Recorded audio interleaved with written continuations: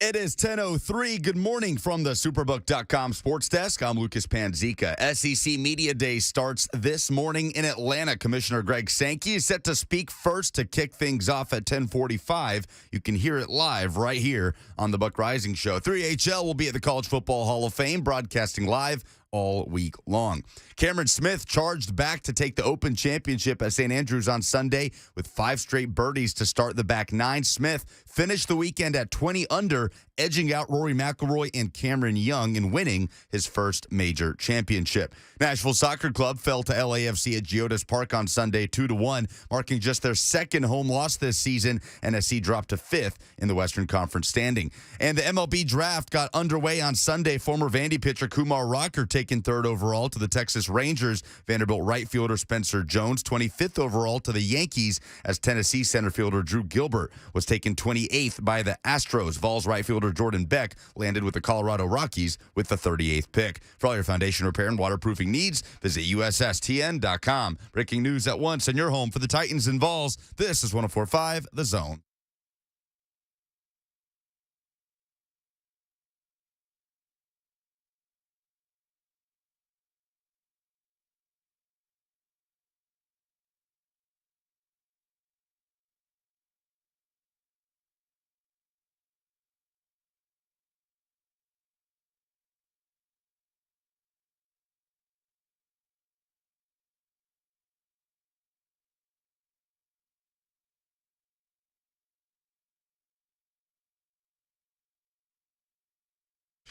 Beautiful day for it, huh? If you're riding around in Middle Tennessee, hopefully you are driving, not boating, floating through the streets of sunny, not so much, scenic downtown Nashville today, where we're broadcasting from. Welcome in.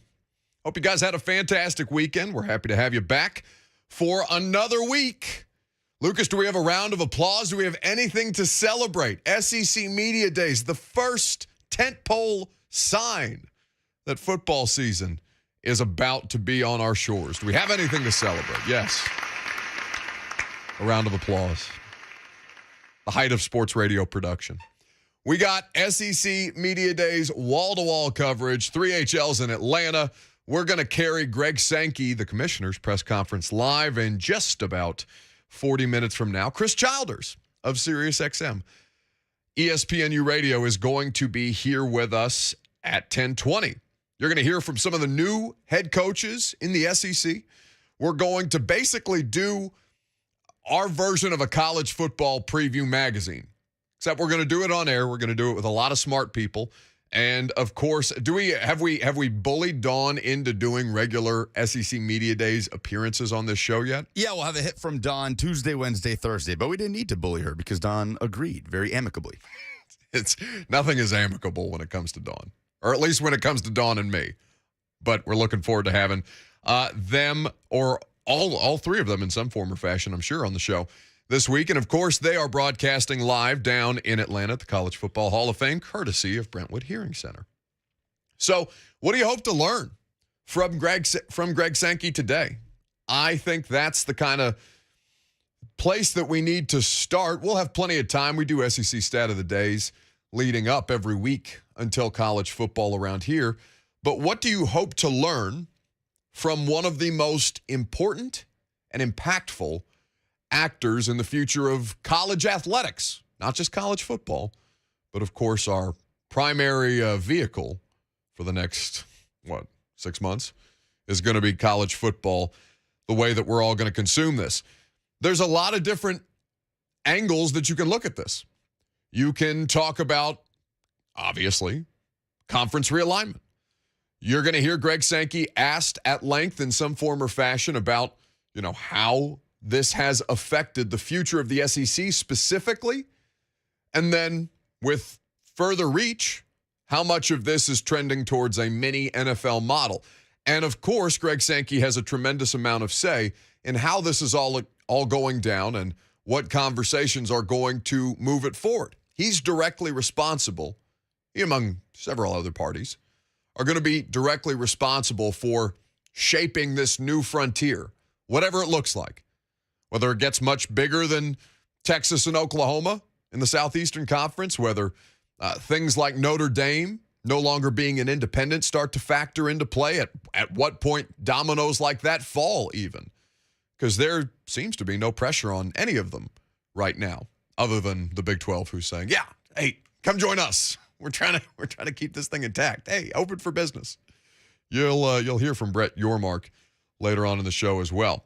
But in kind of the thing that I'm looking for most today is I would love to hear Greg Sankey ask the question, how much of college football playoff expansion is going to be held hostage by this stuff? Because you saw those conversations start to bubble up again. What was that, around April? I think right around the NFL draft, when they were all down there at the Four Seasons trying to get together 10 FBS commissioners and the college football playoff executive director, Bill Hancock. They're gathering in person for the first time. They're trying to figure out different kind of ways, described as tense by Heather Dinich, who's done a lot of reporting on the college football playoff and things like expansion. But apparently the conversations got tense around the national championship game in Indianapolis about 4 months ago, or at least 4 months ago, according to this reporting back in April. So it's been some time since then. But basically, Greg Sankey said at that time, we're not talking about it. They weren't talking about it at all. It was, as far as the topic of expansion was concerned, Greg Sankey compared it to the sitcom Seinfeld, a show about nothing. So how much of this, and really going back to those April conversations, how much has the college football playoff expansion conversation kind of stalled or at least been put on ice until we know what all this is going to look like and what exactly will constitute the college football playoff? Because I have to imagine 4 months ago is not, or I guess in April. So what? How many months ago was April? Don't make me do math on the About year. 3. Okay. So let's say 7 months ago.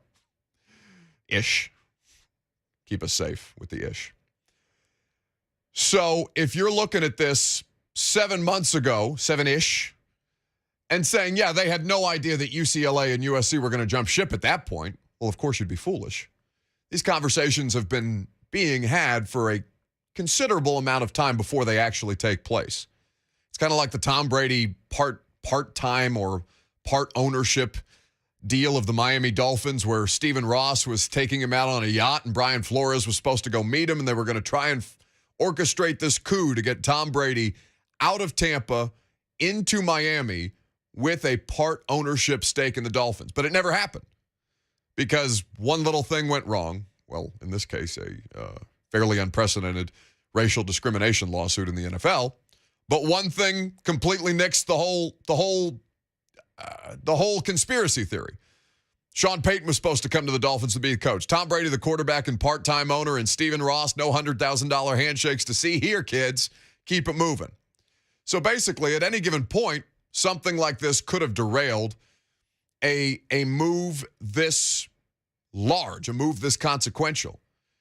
But they had to, at the time, going back to April when these conversations were being had, they had to, at the time, know that something like this was coming down the line and that they better just kind of, all right, take a step back. We'll have these meetings. There will be reporting around it. Nobody say anything because nothing's being said. There's nothing to be said at the time. Because, again, they have to figure out exactly what the landscape of college football is going to be. Is there something that catches your interest in particular? Something that kind of you're looking to see or hear from Greg Sankey? 615-737-1045. Steve Sarkisian was asked about college football playoff expansion the other day. The head coach at Texas, of course, who will factor into the SEC here in the very near future. And this is what Sark had to say. Never had this playoff in college football. They had it in the NFL. Y'all have it at the high school level. They have it in Little League. They have it in baseball. They had it in every sport. College football never had it. And that was the first issue to me. And then we got to a 2-team playoff. Now we've gotten to a 4-team playoff. But I think inevitably this thing is going to continue to grow into a larger playoff, and I think it'll be good for our game. We got two guys sitting up here, in Coach Fisher and Coach Aranda. Within the last couple of years, if we had an expanded playoff, their two teams would have been in the playoff. And we all would have liked to have seen it. They would have loved to coach it. We all would have liked to watch it. We've got a beautiful game. That's why TV ratings are so high. That's why television contracts are so big, because people are tuning in, people are watching it. So why would we want more games at the end of the year that people want to watch and people want to see the best teams compete and go at it? And, hopefully we navigate our way through there with conference realignment. And there's a lot of issues going on in college football right now. I get it. Conference realignment, NIL, transfer portal. The sky isn't falling. We've got a beautiful game. All these issues are hot topics because we love the game of football. And hopefully with the expansion of the college football playoff, that just gives us more great games to watch at the end of the year to find out who the best team is. And I think that's ultimately what we're trying to find out. So that's Sark speaking to a collection of high school coaches. He's on a panel with a few other people talking about the idea of expansion and why he thinks it's in the best interest of the game to trend that way. Now, there are some people who are staunchly opposed. They feel that it waters down the competitive balance, or basically the entire goal of the season, that college football and the playoff is supposed to be selective that way. It's supposed to be hard. It's the kind of thing that keeps you intrigued. But in reality, once you start excluding more teams, when you make it too exclusive, you start losing television audiences earlier and earlier in the college football season. Because if there's no realistic chance to make the playoff, well, okay, you're going to keep me invested until December with promises of the Gator Bowl? I don't think so. Greg Sankey's going to speak at SEC Media Days coming up next. We'll get your opinions on this as well. Lucas is going to chime in, and we'll have a lot of coverage from Atlanta. I'm Buck Rising. It's 104.5 The Zone.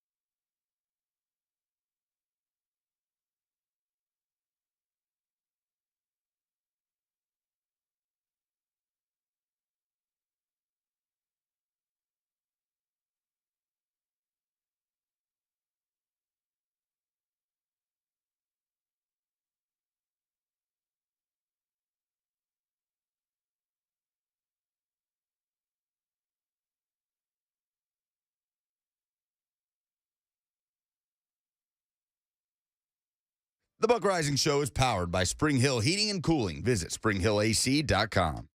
Indeed, it is. Welcome back. Love that you guys are hanging out here with us on this Monday.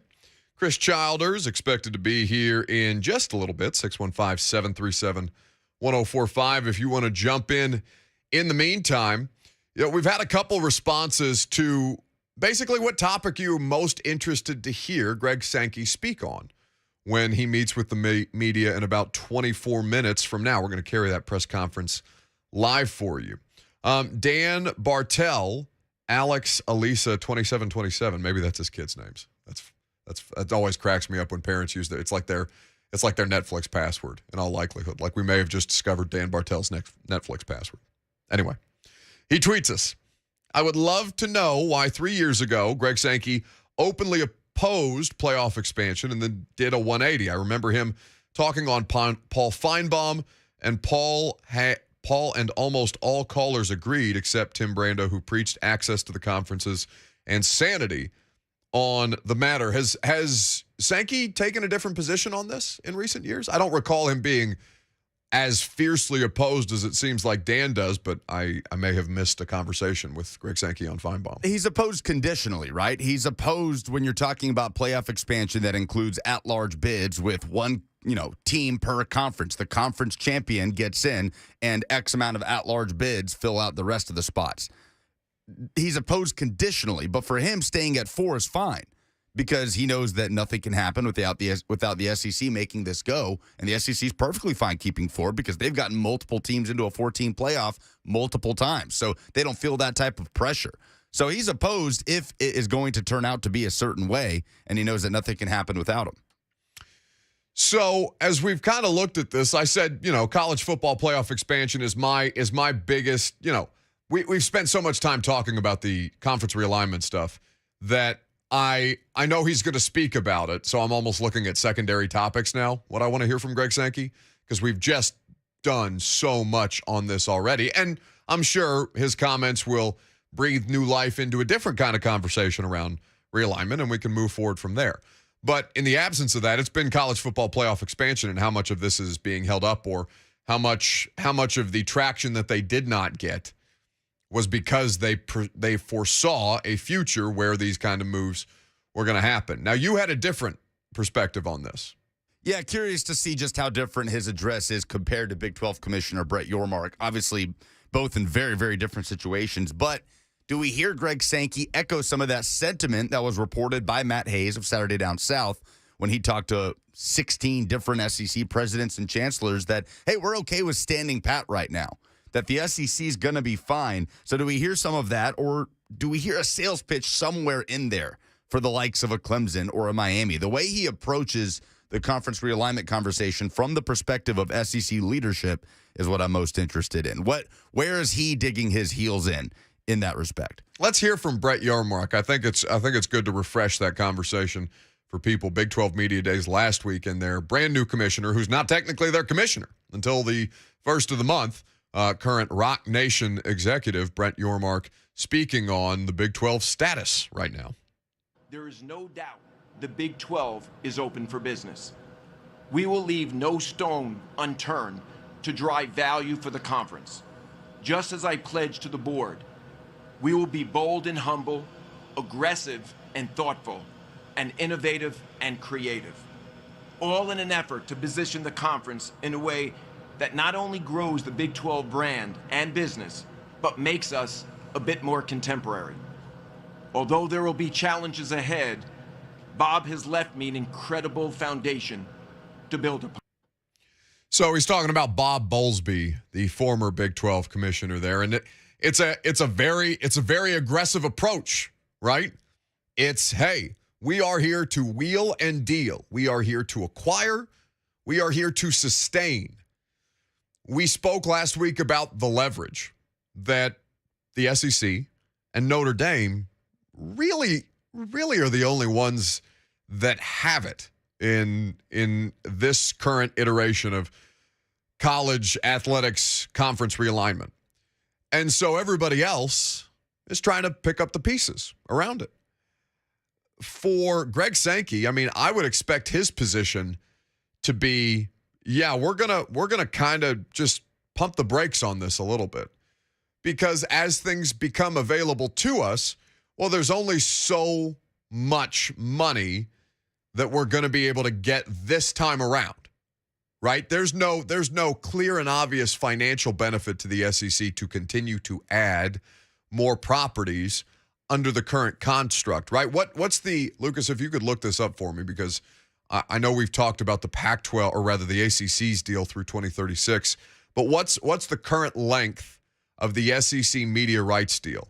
Because I know that is a situation that CBS is not going to have the 3:30 afternoon game, the SEC game of the week anymore. I know that those things are currently in flux. What's kind of the contract situation for the SEC and TV? Well, really, it's about what's the length of the deal that they have with ESPN that starts in 2024. So that's when CBS will relinquish that game starting in 2024, and looks like that is a 10-year media rights deal. That's right. A 10-year media rights deal for approximately 15 football and 8 men's basketball games per year beginning in 2024. So it makes no sense if you can acquire things before that goes into place in 2024, and that can add additional finances or financial benefits to your television package at that point. But, there's nothing that's going to really set them over the top the way that Texas and Oklahoma did. There's nothing there that's left. They're not getting Notre Dame. So at this point, Miami is an asset, Clemson is an asset, North Carolina is an asset, but for the same reason that ESPN's not going to rob themselves of one super network-friendly conference deal in the ACC network to then pay more to an SEC that would include some version of, ACC teams that have yet to be gobbled up. So you got to look at it from their business standpoint. They're paying for these things. One thing is affordable. One thing, they basically have their finances in place to move on when the time comes in 2024. The whole reason that this is happening with the Big Ten is because the Big Ten is in negotiations right now with Fox to sign $1 billion rights deal. And that's why it's beneficial for them to add the 2 properties that they did. 615-737-1045 is how you jump in. I think there's a lot of different things from Greg Sankey that he's going to be, and he has been the leader on, right? He's kind of the guiding light for the rest of these conference commissioners who are trying to do what's in their conferences, in their member institutions' best interest. But this is the person with the most experience and the most gravitas to his opinions.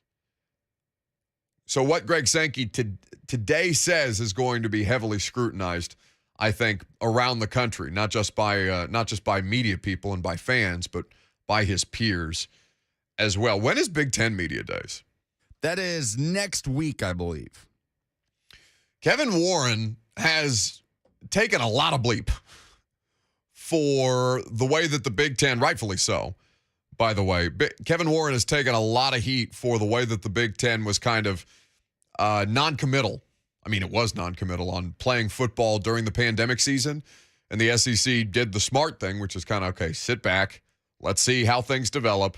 There's no need to make a decision in, May of that year, prior to the college football season taking place in August, or however you're going to structure it with the 10-game SEC-only schedule that they did. So Kevin Warren initially decided that they weren't going to play football. And then Justin Fields and many other name-brand collegiate athletes started lobbying the Big Ten to be able to play in 2020. And they finally got their butts in gear and did it.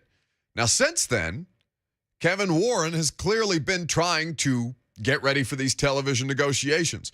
So that while that one error may be what you most associate the Big Ten commissioner with, he has the opportunity to make up a lot of ground really quickly in ways that the Pac-12 just left for dead at this point. Because that was also one of the reasons why the Pac-12 is what it is today.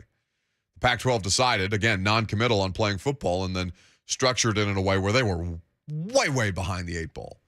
So, and listen, there's only so much you can do as far as a university. Certainly education was a big talking point during the pandemic with states that shut down about how soon can we get kids and college students and high schoolers safely back into schools, and you're navigating all kinds of different things that would be impossible to predict, and a lot of this stuff out of a conference commissioner's hands. You only have so much power. But I think that's the kind of stuff that Greg Sankey has been a leader on in ways that the rest of his colleagues could learn very much from. Kevin Warren's opening statements are going to be interesting because he's going to field a lot of questions about Notre Dame, about what's next after the Notre Dame domino eventually falls. I'm really looking forward to hearing Kevin Warren talk next week for the first time in public since the USC and UCLA move. So wait, when was the last time we heard from Kevin Warren?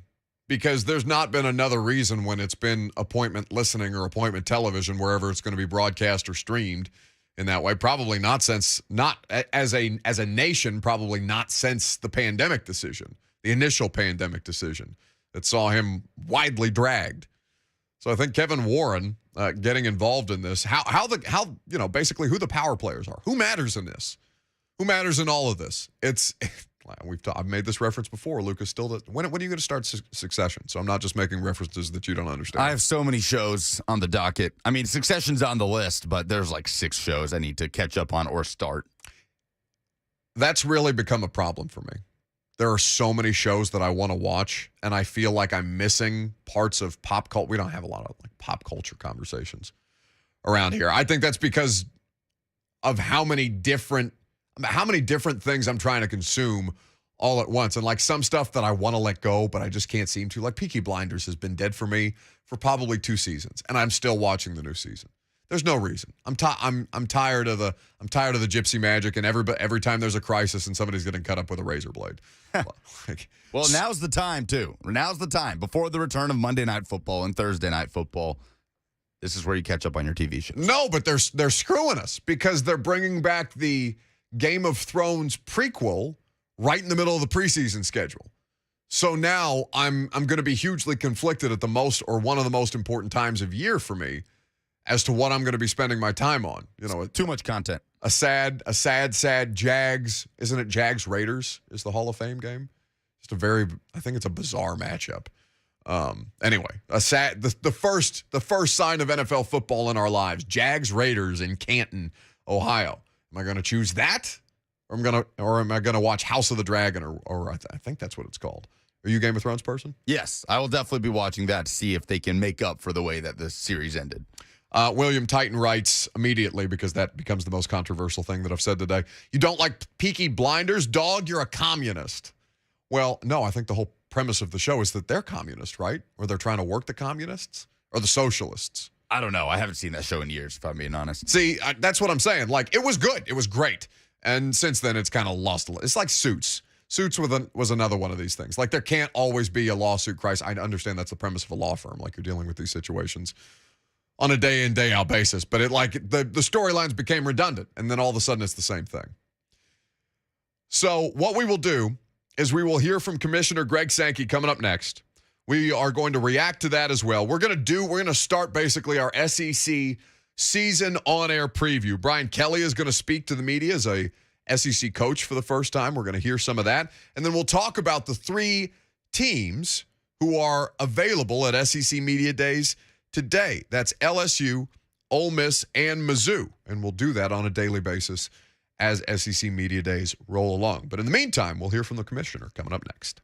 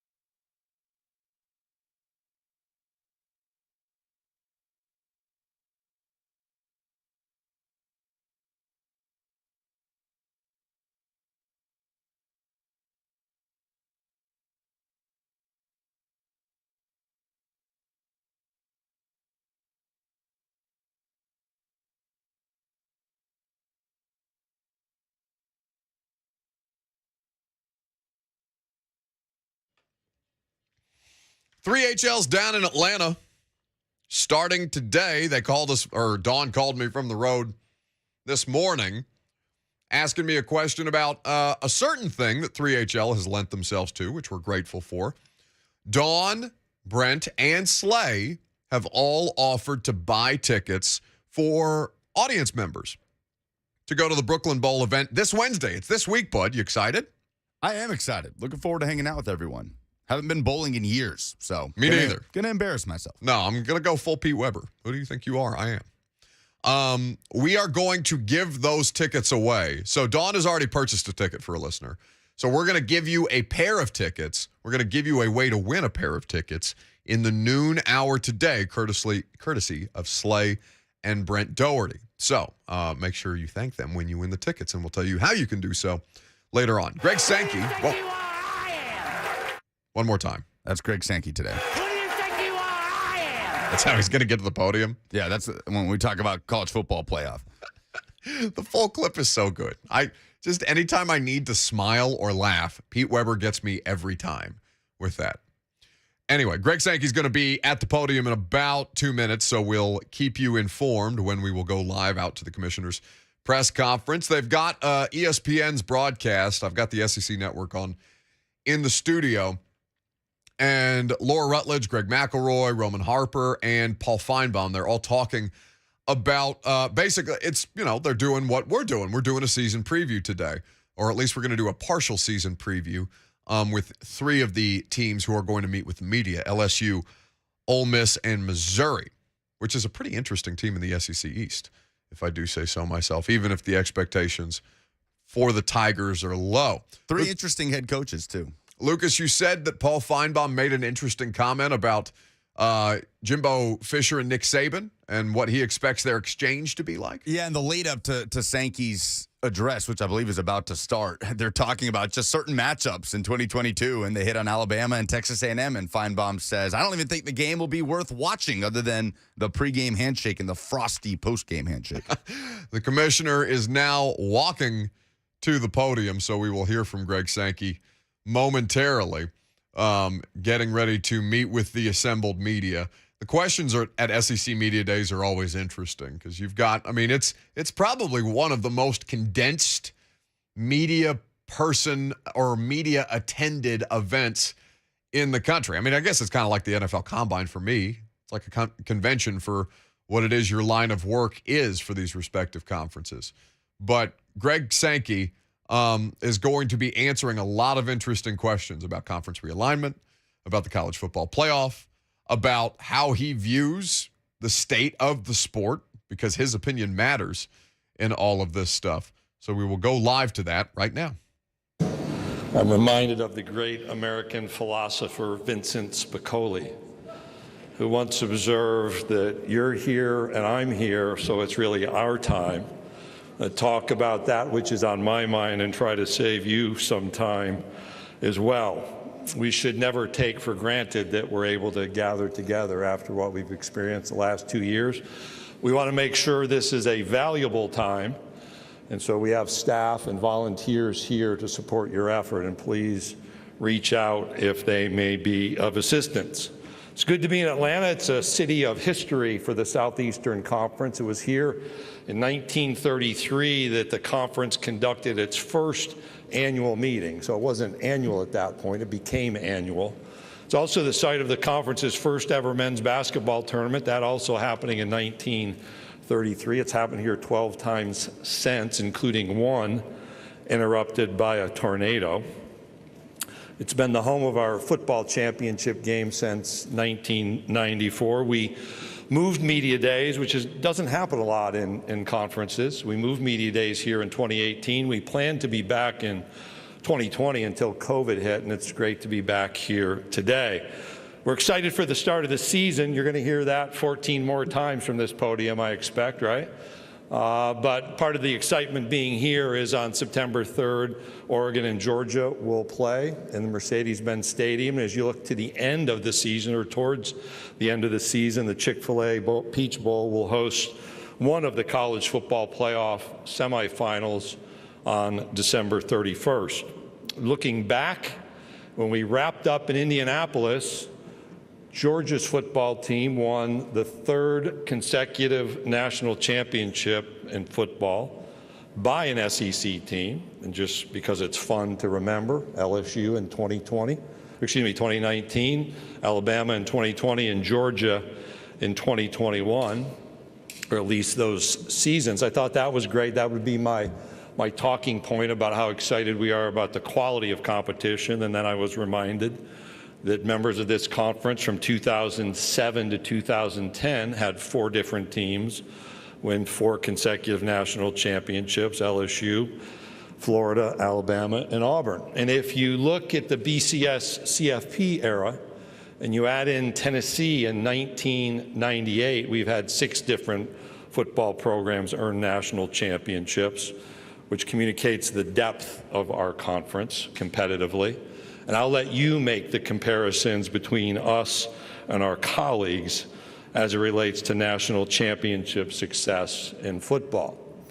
But as we watch the college football world change around us, we are absolutely proud of the competitive team and individual achievements earned through the Southeastern Conference, be that on the football field, the women's basketball court, the baseball field.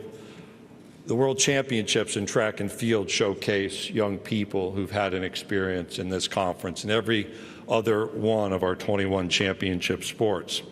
The reality, though, is that away from the games and the playing fields and the courts and the tracks and the courses, it's been quite a summer. Actually, quite a year for those of us who write about, those of you who write about, and those of us who work in college athletics. You go back to June of 2021. We had a Supreme Court decision in Alston versus the NCAA. The onset of name, image, and likeness really took place on July 1st through the onset of different state laws and an alteration of potential plans for NCAA governance in the aftermath of the Alston decision. Later in July, we, as a conference, issued membership invitations to the University of Oklahoma and the University of Texas to join the Southeastern Conference effective July 1st, 2025. We saw creation of the NCAA's Constitution Committee. We watched more membership transition among conferences in Division I. The NCAA Transformation Committee was announced in December. We had another uptick in COVID, which introduced disruption and felt eerily similar to what we experienced through the 2021 year. We had, as you know, consideration of expansion to the college football playoff format that ultimately was not adopted under the current CFP governance structure.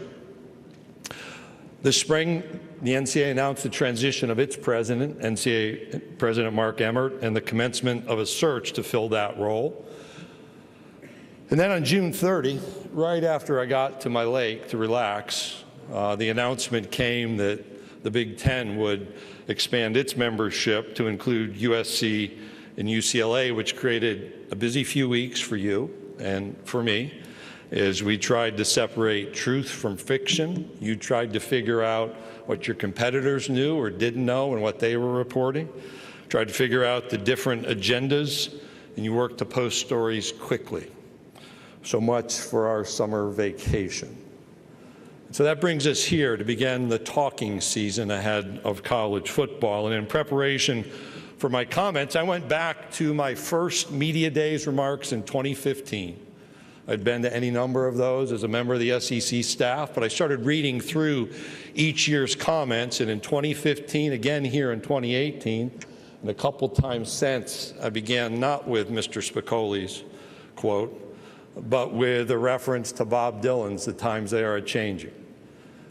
And I've never lost sight of that reality. I'm not sure we all understand what is intended by those lyrics or conveyed by the phrases that the wheel's still in spin. But times are changing more rapidly than ever. And you saw some of that play out this spring. So at our Destin meetings, we started with a small meeting of our head football coaches. And I went in with a very clear focus on a message, probably not the message that you thought I would communicate, maybe not the message they thought they'd hear, but one that was clear and direct. As I walked into the room, I learned that someone had tweeted our head football coach seating chart. And the trending topic on Twitter became not the Destin spring meetings, but look at this football coach's seating chart. But as we refocused, here's what I told our coaches. It is never going to be the same, but it doesn't have to be the way that it is. We're dealing with complex problems that won't be solved by complaints, by accusations, by finger pointing, or by offering simple solutions. What is needed now is collaboration, deep thinking about real-world solutions, and everyone participating in the conversation. The outcome, and I shared this in real time, was we had some of the most in-depth conversations with full participation through our spring meetings that I've ever experienced. And that includes not only our football coaches, but our women's basketball coaches, men's basketball coaches, our student-athlete leadership council representatives, our athletics directors, faculty representatives, senior women administrators, and ultimately our presidents and chancellors that week. Each group recognizes that it's never going to be the way that it was, but it doesn't have to be the way that it is. And in that conversation, we recognize that all too often, what sounds like an easy solution to these complexities fails to consider the impacts that those easy answers have on many other matters. And frankly, in college athletics, we're here because we've either pushed aside some of those conversations and decisions, or we've dealt with the easy solutions rather than the complexities that account for the full breadth of outcomes and consequences. But in this environment, I'm proud to say, in my view, and I think in the view of our entire membership, the Southeastern Conference is stronger now than at any other time in our history. We're poised to grow to 16 members on July 1st, 2025. This expansion keeps the SEC in contiguous states, which supports a reasonable geography among like-minded universities and keeps us confident that fan interest will continue to grow in our communities, in our region, in this country, and literally across the globe. There's no sense of urgency in our league, no panic in reaction to others' decisions. We know who we are confident in our collective strength, and we are uniquely positioned to continue to provide remarkable experiences educationally and athletically, along with world-class support to student athletes. It is a compliment that people from all across the country and all across the globe want to be a part of the Southeastern Conference. We understand our fan base in our region. We have an outstanding relationship with our media partners, effective in the fall of 24, Disney, ABC, and ESPN, with a focus on how we continue to strengthen the SEC network. And I appreciate the talent, those of you behind cameras, those working in production that we never see, in directing and coordinating to make what we do this week the best TV of the summertime.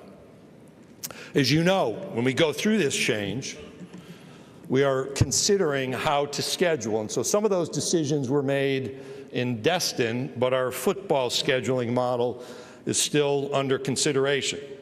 We had deep and productive conversations in Destin. Those conversations actually began back at our meetings in August.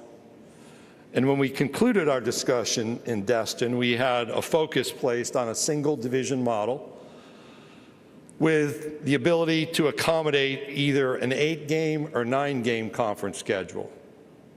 And I'll wink and say we could even accommodate a 10-game conference schedule. I see all of you look up. I just wanted to see if you're paying attention. So that's actually not our focus. We ended, though, with the understanding that more questions needed to be answered, including understanding the general timeline and the issues that need to be addressed as we think forward now about the college football playoff. We have to dig through a tie-breaking procedure.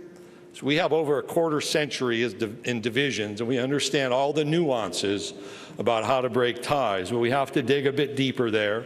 with this single division concept in front of us. And we want to understand the impact through the use of analytics on bowl eligibility for our teams who are growing their programs and college football playoff access dependent on the number of teams that might be included. And so there are a range of possibilities being considered. We have time to make a decision, and as you've seen before with us, particularly in the last few years as we've dealt with some difficult issues, we're going to use that time to inform our decision making and not be subject to an arbitrary deadline. The national issues, though, go beyond the Southeastern Conference, beyond the college football playoff, beyond conference membership changes, and include important conversations about the future of the NCAA and its ability to be effective at leading the overall collegiate athletics enterprise, and how we effectively support young people who choose on their own to engage in name, image, and likeness activity. Last July, on that list of issues we've seen over the last year, the NCAA's Board of Governors issued a press release that included these words, quoting, "The Special Constitutional Convention is intended to propose dramatic changes to the NCAA Constitution and to reimagine aspects of college sports so the association can more effectively meet the needs of current and future college athletes." And that same press release included statements like college sports must quickly adapt. This is not about tweaking the model we have, and we cannot go on as we are. At the end of that constitutional effort, what's really changed? You need to ask yourself that question. Did we need that effort to get at some of the Division I problems? I would submit not, but someone is correct in that statement that we cannot go on as we are. In October, the NCAA announced formation of the Division I Transformation Committee, and I'm proud to serve on that committee. So Greg Sankey is meeting with the media. We're going to continue with some of Greg Sankey's comments, reaction as well. I'm Buck Rising, 104.5 The Zone.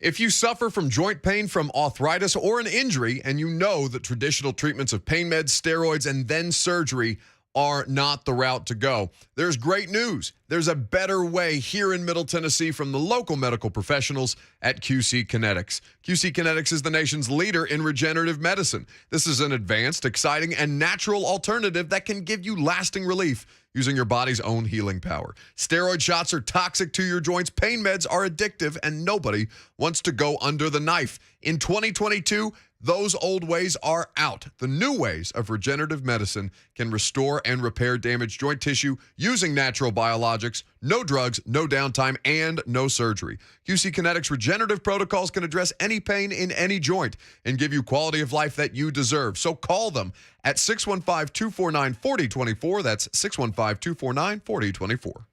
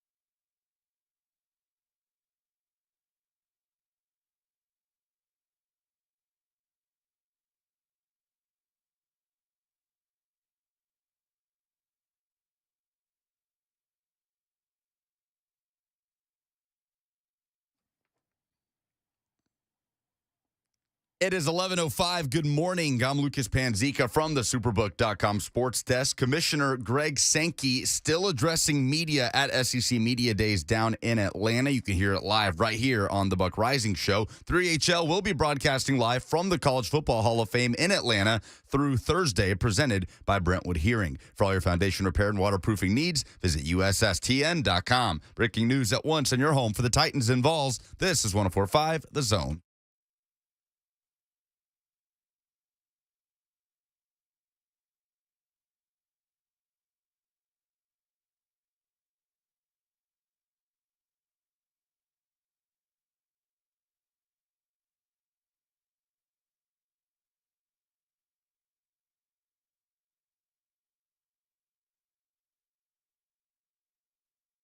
What's happening?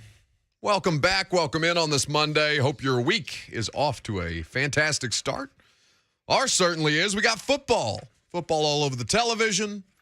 Football state of mind. SEC Media Days off and rolling officially.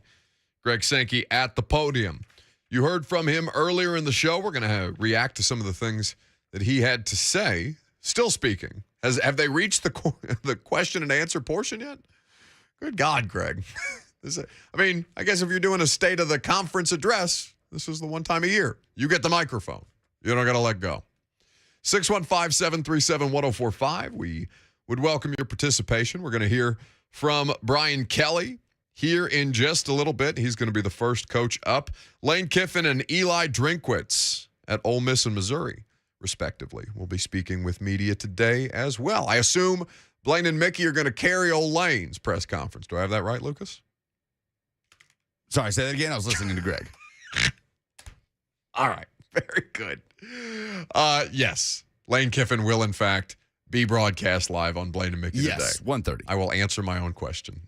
Lucas Panzica diligently paying attention to what the commissioner of the Southeastern Conference is having to say. If there's anything relevant, we'll go back to it. Dan Lust is going to be here this hour, too. There's a lot of Deshaun Watson stuff that has emerged, and it sounds like we may get a decision on his NFL punishment, if not his legal situation this week, the last week before training camps open.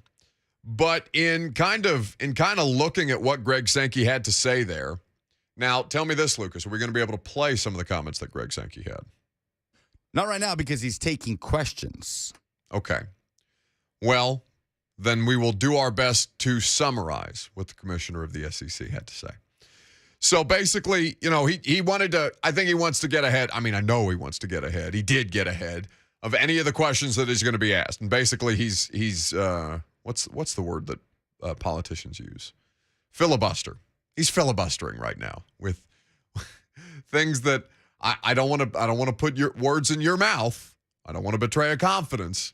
But you told me that the portion that he's speaking about right now was the least relevant portion for our audience because... Well, that was about 5-6 minutes ago. Right now he's speaking about Texas and Oklahoma, which is very relevant to our audience. But yeah, talking about student-athlete experiences in championship games, et cetera, et cetera. Do you want to hear... Well, what do you want to do? Do you want to hear more from Greg Sankey? You want to talk about what he just said? Yeah, let's hear from Greg Sankey. All right, let's hear from Greg Sankey. And the differences that exist in Congress, and we have a midterm election coming up, and things that have happened over recent weeks and months have just added to that.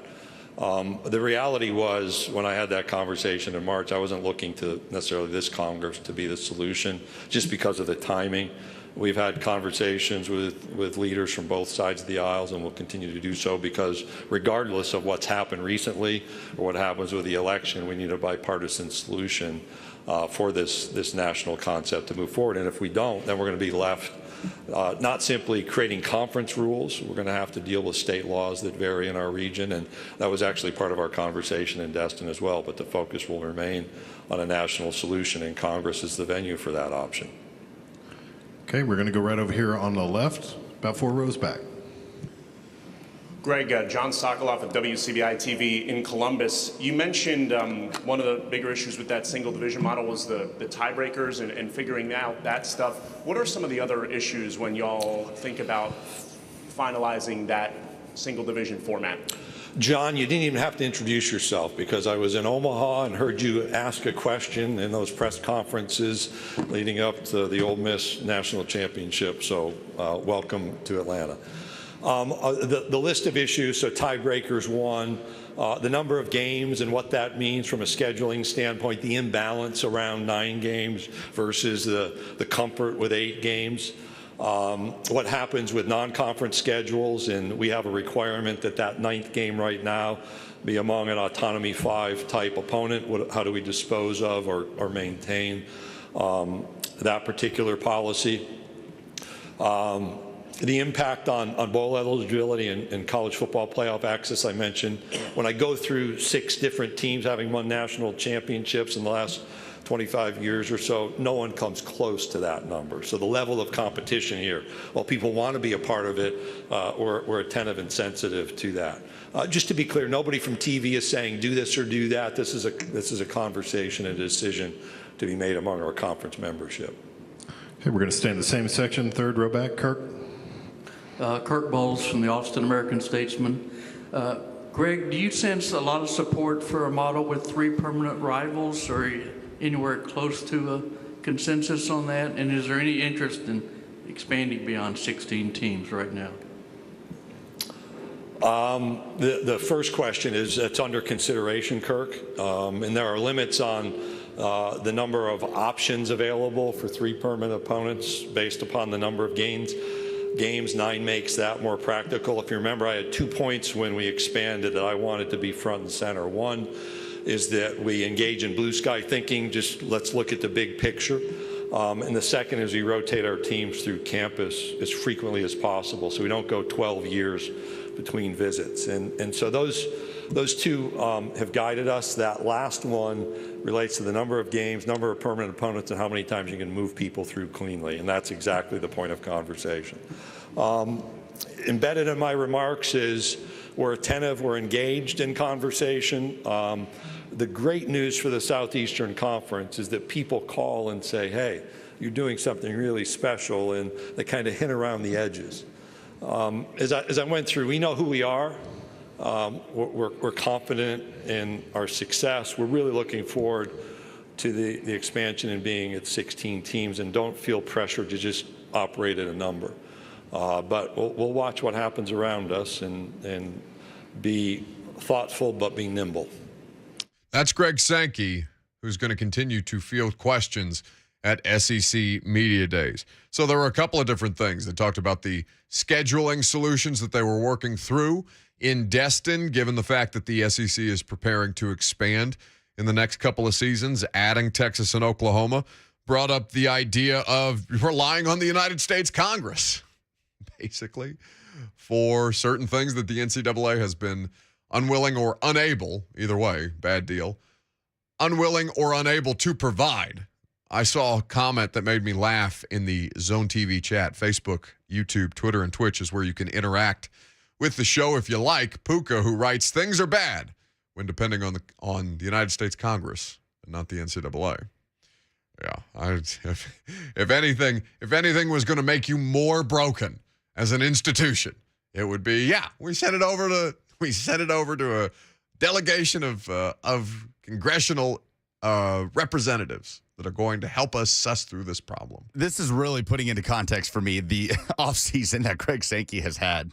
I mean, having to be in D.C. and look for bipartisan solutions, which is never easy with any topic, with NIL, with conference realignment, TV rights deals, all of it. Man, there's a lot going on. Anti-competition is probably going to get involved at some point. Yeah, scheduling. I mean, he's fielding questions about scheduling. I thought it was interesting that he said that some of the holdup on them making a decision on 8 or 9 games and the 3 permanent opponents versus 1 has to do with digging through tiebreaker scenarios. That is an interesting nugget to keep in mind. So we will hear from some of these coaches throughout the course of the day. We're going to talk about what we expect from one of the member institutions who is going to be made available. Brian Kelly, in his first year at LSU. What are reasonable expectations for a program that is not that far removed from a national championship and is dealing with certainly a shuffling of the deck? We will talk about that. You'll hear from Brian Kelly in his first media days in 12 years since Cincinnati was a part of the Big East. He hadn't had to do it. Notre Dame doesn't have their own media days. They're independent. Brian Kelly at the podium next.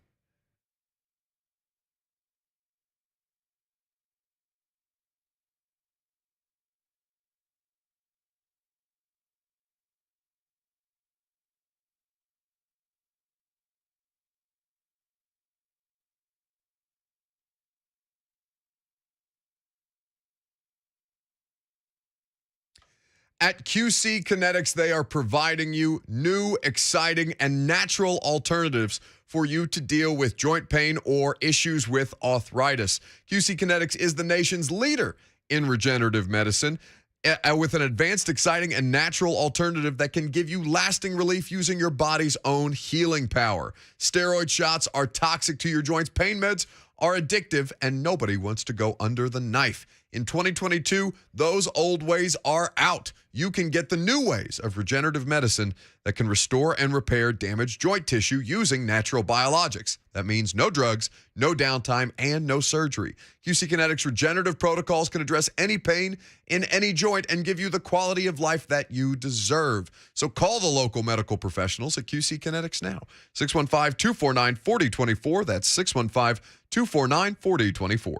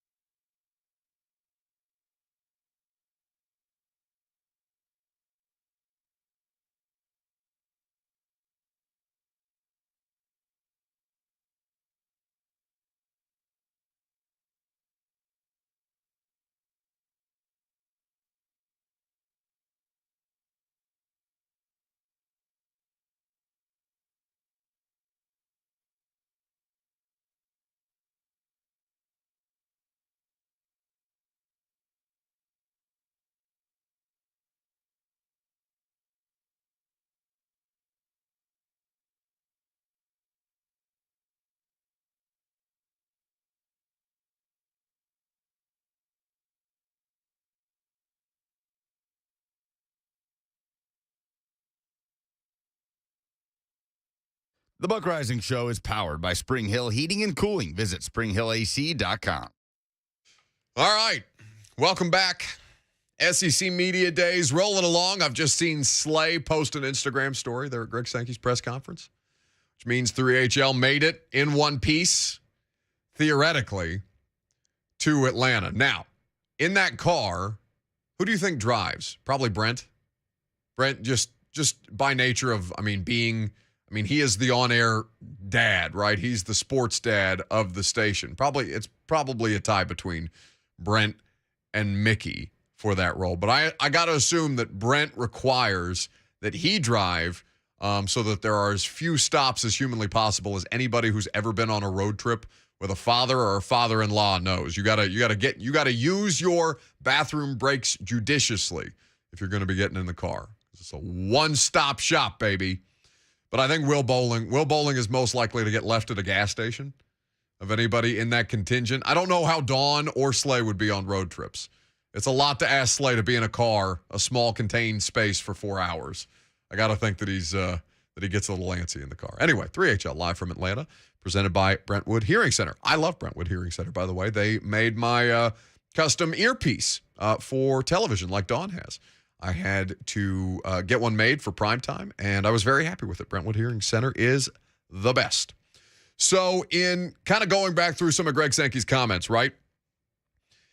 A lot of basically preemptive measures to make sure that he had already addressed several different questions. Questions about conference expansion. How much further is the SEC willing to go?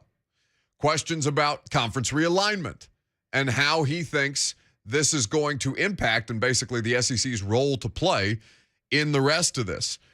Looking at what I thought was the most interesting thing that came out of his press conference specifically is that Greg Sankey believes that they are stronger as a conference than at any other point in the conference's history. Now that's a pretty grand statement. I don't disagree with it by any stretch of the imagination.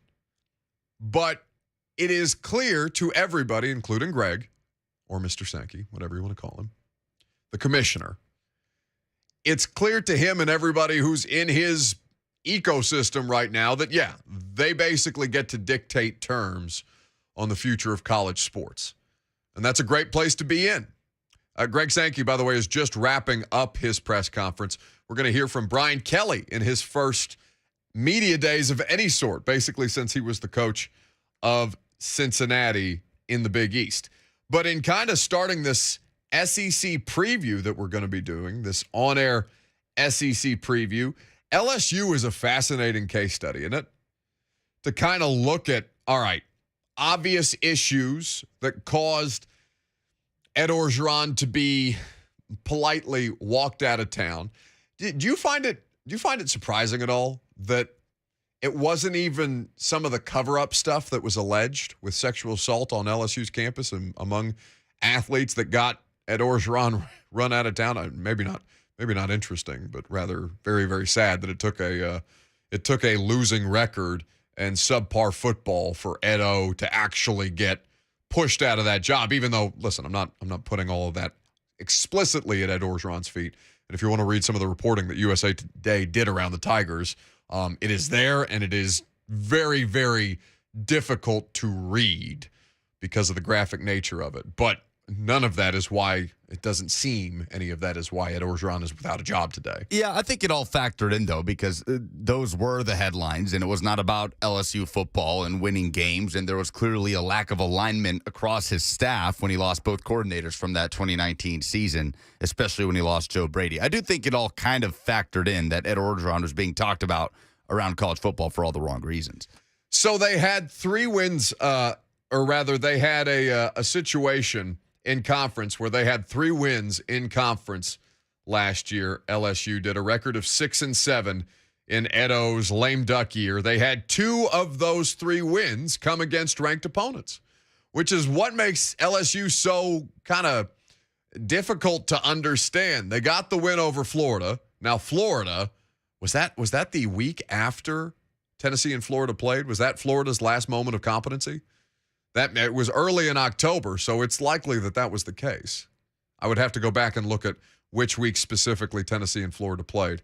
But they beat Florida when Florida was the 20th ranked team in the country. And then A&M, the number 14 team in the country, they were able to beat them by 3, 27-24 to pull 500 on the year. Yeah, Edo's send-off in that game. That was his final game in Baton Rouge. Win one for the Swamp Monster, baby. It was a great game. No, it was a lot of fun for sure. But now looking ahead at what Brian Kelly has at his disposal, LSU is in a much different place. Basically, the Brian Kelly experiment is, okay, is Brian Kelly actually this good of a coach that he would be complaining subtly and sometimes not so subtly about what it is that Notre Dame restricted him in being able to do, to get to a college football playoff, to do well enough during the regular season to make the Final Four and then to get smoked? Or to make a national championship game in previous iterations and then to go up against Alabama and get smoked. Like all these different things, now you can recruit at a level where you have zero restrictions whatsoever. They are going to give you free reign on personnel, and they are going to make sure that you have everything that you need to be able to succeed in Baton Rouge. But ahead of LSU's season, there's a couple of different questions that loom. First and foremost, can Brian Kelly be the thing that stabilizes them? Now, I think Brian Kelly is regarded as one of the best college football coaches in the country. Yes. He is one of them. I mean, he's the most successful coach that Notre Dame has had in the modern era of Notre Dame football. He's the winningest coach in Notre Dame history. So we have seen them experience LSU. We have seen them experience all kinds of highs, and then in the last 2 seasons, pretty embarrassing lows coming off the national championship in 19. That kind of variance at LSU isn't going to cut it. You got to be competing on a regular basis. You have to be stable. And not only do you have to be stable, you need to be regularly pushing the other teams in the West, Arkansas, Alabama, Auburn. Everybody is going to be looking at LSU as a premier program with a premier coach. They pay to get the best. Kim Mulkey at Baylor, right? To come in and coach their women's basketball. You've got Brian Kelly now coming in to be the head coach at from Notre Dame at a job that most people would feel is one that you do not leave. Notre Dame is a career maker, and yet Brian Kelly picked up his stuff, started doing TikTok dances, faking Southern accents, and saying, "Go Tigers," right? In his best Edo. And then there's the idea of who plays quarterback. I mean, just from an on-field standpoint, you want to talk about stabilization. Miles Brennan, in a situation as a 6th-year senior, you've got the Arizona State transfer Jaden Daniels and a redshirt freshman in Garrett Nussmeier, who seems to have a lot of potential. Now, I would think that Miles Brennan is the logical choice after he withdrew from the transfer portal. That would, we don't know what kind of promises were made, but one would think that there were certain assurances that Brian Kelly or the coaching staff gave Miles Brennan to say, hey, bud, like before you jump ship and go to another SEC program, we think of what we've got on our roster, we think you're the best. So what does Miles Brennan give them at quarterback with a new look offense that is going to be able to put them over the top? And then ultimately, how do all these new parts and pieces mesh? That, I think, is the 3 biggest questions revolving around the Tigers this year. And a schedule to kind of look at LSU's schedule this year that I mean, it's tough to say that anybody would be set up for success in the SEC West. But LSU does have the opportunity, I think, to make meaningful gains in how their schedule breaks, just to kind of take a glance at it. Here, Florida State is who they open with on national television. They open SEC play with Mississippi State before at Auburn, hosting Tennessee in Death Valley, at Florida, hosting Ole Miss, hosting Bama, at Arkansas, and then the season finale again at Texas A&M with a little bit of a revenge component thrown in between there. And A&M thought to be a team that can legitimately contend behind Alabama for one of the best, if not the second best team in the SEC West. LSU is fascinating because I don't know that there's a team in the country that has more top-level talent in certain areas while simultaneously facing a litany of depth issues across the board. How do I pronounce the wide receiver's last name? Keyshawn Butte, and he might be the best receiver in the country this year. Based on what I hear, because I hear NFL people mispronounce the name all kinds of ways, but I think Butte is regarded as as the best wide receiver in the country by most NFL people that you talk to. Yeah. Now, it's different, right? Pro prospect versus college player, but overwhelmingly he's regarded as both. People really, really think highly, and rightfully so. He's a hugely talented player. It might have potential for a very frustrating year for LSU fans because Keyshawn Butte, you just said, might be the best receiver in college football this year. He is a preseason favorite, right? Dark horse favorite, whatever you want to call it, for that Blitnikoff Award. Huge question mark at tight end. For every top-level contributor that you feel like LSU can rely on in 2022, there's a big question mark right next to it. John Emery has an opportunity to live up to his 5-star billing at running back. You feel good about him there playing behind a offensive line that's loaded with questions. On defense, B.J. Ojulari had 7 sacks last year, should take a step forward as LSU moves to a 3-man front on defense, but he's playing in front of a defensive backfield that had a ton of turnover from 2021 to 2022. So all of that, and the question that you put out of who plays quarterback. I don't know if it's Max Johnson. I don't know. Mike Denbrock is the offensive coordinator hired from Cincinnati. He wants a dual-threat quarterback. The only guy that can do that on that roster is Jaden Daniels. You mean Miles Brennan? Miles Brennan, I'm sorry. Who was Max Johnson? Max Johnson was the LSU player that transferred to A&M. Okay. Yeah. Excuse me. We're going to be talking about A&M at some point today. So Miles Brennan, sorry, that's what I meant. But Jaden Daniels is the only dual-threat quarterback on that roster. And Walker Howard, the 4-star prospect and LSU legacy, joins the team before fall camp. How does he factor in to that QB battle? So it has potential to be a very frustrating 2022 for LSU fans because they're going to see the talent. They obviously have a great head coach now in Brian Kelly. They're recruiting very well. You're going to see flashes here and there, but I just don't know that there's enough depth to push for a 9-10 win season. And I don't think that's the expectation, but I just do think it could provide some frustration for LSU fans. 615-737-1045 is how you join the conversation. Patrick Wilson on Facebook Live, Facebook, YouTube, Twitter, and Twitch. If you want to live stream the show, if you want to hang out in the studio with us. He says Miles Brennan played great during the COVID year until he got hurt, which is a correct assessment. I'm not saying that Miles Brennan isn't talented. It's just there's been some obvious things that have derailed him. And now it seems like he's going to have another opportunity to kind of make a go at this thing with LSU. Now, I think a lot of this stuff, because outside of quarterback, the second biggest question that I have around LSU is you're talking about potentially 5 new offensive line starters. And I know that Brian Kelly retained, in fact, I think it was the only assistant that Brian Kelly retained, the offensive line coach, Brad Davis. Yeah. So not only is Brad Davis operating with pretty intense scrutiny, he's the only assistant that Kelly kept. You're talking about a position that struggled mightily last year, then lost 4 starters. A normalized full offseason will help these things. It's not like, again, LSU is going to lack for talent at any position. Coaching changes can bring about issues with attrition and depth and things like that. But LSU is, it's clearly and obvious an upgrade regardless of how Brian Kelly's first season goes. You feel better about the program under Brian Kelly than you did under Ed Orgeron, really at any point. Because it wasn't about Ed Orgeron was like a lesser version of Sam Pittman at Arkansas, right? It's the perfect fit for the region, for the university, for the fan base, and then you hire exceptional coordinators around him that can help him with the football acumen that is required to compete with that kind of talent. Talent's there. Talent is there. But looking at the offensive line situation, they had injuries across the board. They certainly were not any kind of special in the first half of the season. And now you're basically starting from scratch with personnel. So Brad Davis has a pretty significant challenge up ahead of that, because it's not just about the quarterback, but it's about the protection and how LSU kind of gets basically what does LSU football look like now? Because for a while, under both Les Miles and Ed Orgeron, you knew basically what they were going to do.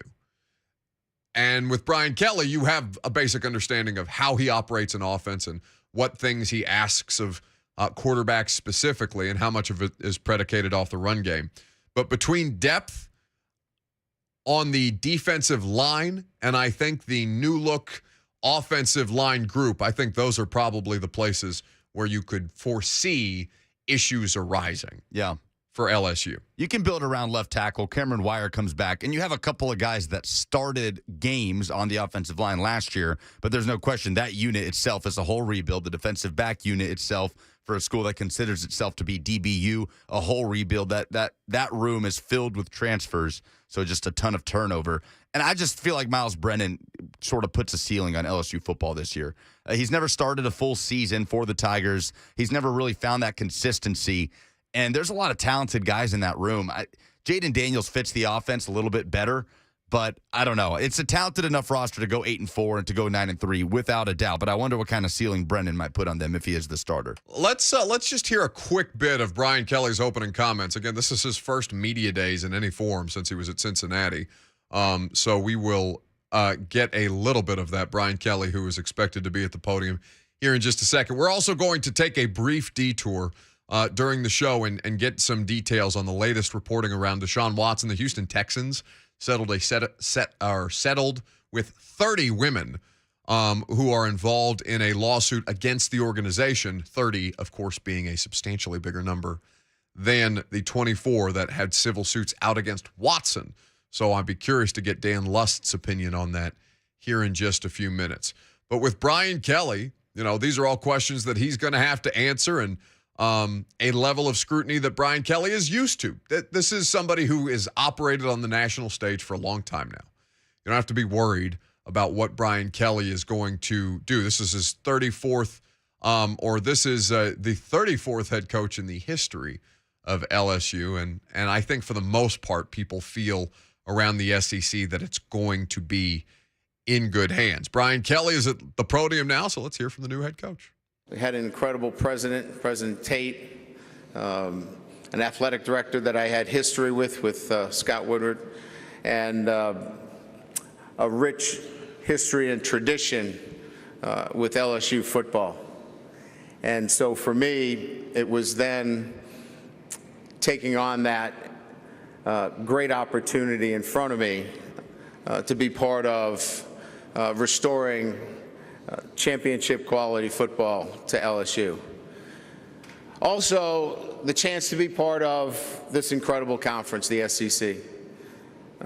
The challenges that come with that. Playing the great schools. I've never been in many of the venues. I'll get an opportunity to play at Auburn this year. I'll get a chance to play at Kyle Field in the Swamp. Those will be exciting opportunities, something that I've never experienced in my career of 32 years. So the challenges of being in the greatest conference in college football, as well as being at LSU, is I've been asked many times why, and I can tell you that certainly that shared vision of our administration, the great opportunity to restore championship level football to LSU, and then the SEC itself, and being part of this great conference. For me, it's been, as I mentioned, an opportunity to put a roster together in a very short period of time, creatively. We've had to use the transfer portal. We've recruited. We've spent a lot of time in player development, and we will then give everybody an opportunity to say, what do we look like here on a Sunday night against Florida State? And we're excited about that opportunity. So with that, I'll open it up to questions. Thank you, Coach Kelly. If you have a question, please raise your hand. Jack, Jake, and Preston will get a microphone to you. And again, please give your name and affiliation. We're going to start right here in front of us, Coach, about 5 rows back. Go ahead. Hey, Coach. Colin Wilson with the Action Network. So when you took over... Oh, there you are. Thank you. When you took over Notre Dame in 2010, you had a new quarterback with Jimmy Clausen, new offensive line, and Notre Dame had some struggles out of the gate in September. Is there anything we can learn from that experience for LSU to be undefeated with Mississippi State, Florida State right out of the gate? Well, now that you put it that way, I hope not. Certainly we have 4 quarterbacks, and the spring really was for us to lay down our offense. We weren't really going to gear it towards any particular skill set. So I think I feel much better about the depth in the quarterback situation. Dane was really the only quarterback that had any experience. We were young and inexperienced at that position. I think the depth at the quarterback position is much different. Jaden and certainly Miles bring us obviously starting experience. Garrett obviously for me is an exciting quarterback. Walker's a true freshman, but there's great depth there. The offensive line is clearly an area that we need to keep our eye on, but I think we've added some really good transfers, and we think we've got some young men that have developed. So I would say that right now I stand in front of you that those similar situations, I like the depth and the opportunity to be much better than 2010. That's Brian Kelly, new LSU head coach, meeting with the media. D Good on YouTube says, "Where is the Southern accent? What a coward for not using it." The newest head coach at LSU. All right, Dan Lust is going to have some legal analysis on the latest in the Deshaun Watson case. A punishment, at least from the NFL, expected at some point this week. We'll give you the latest next.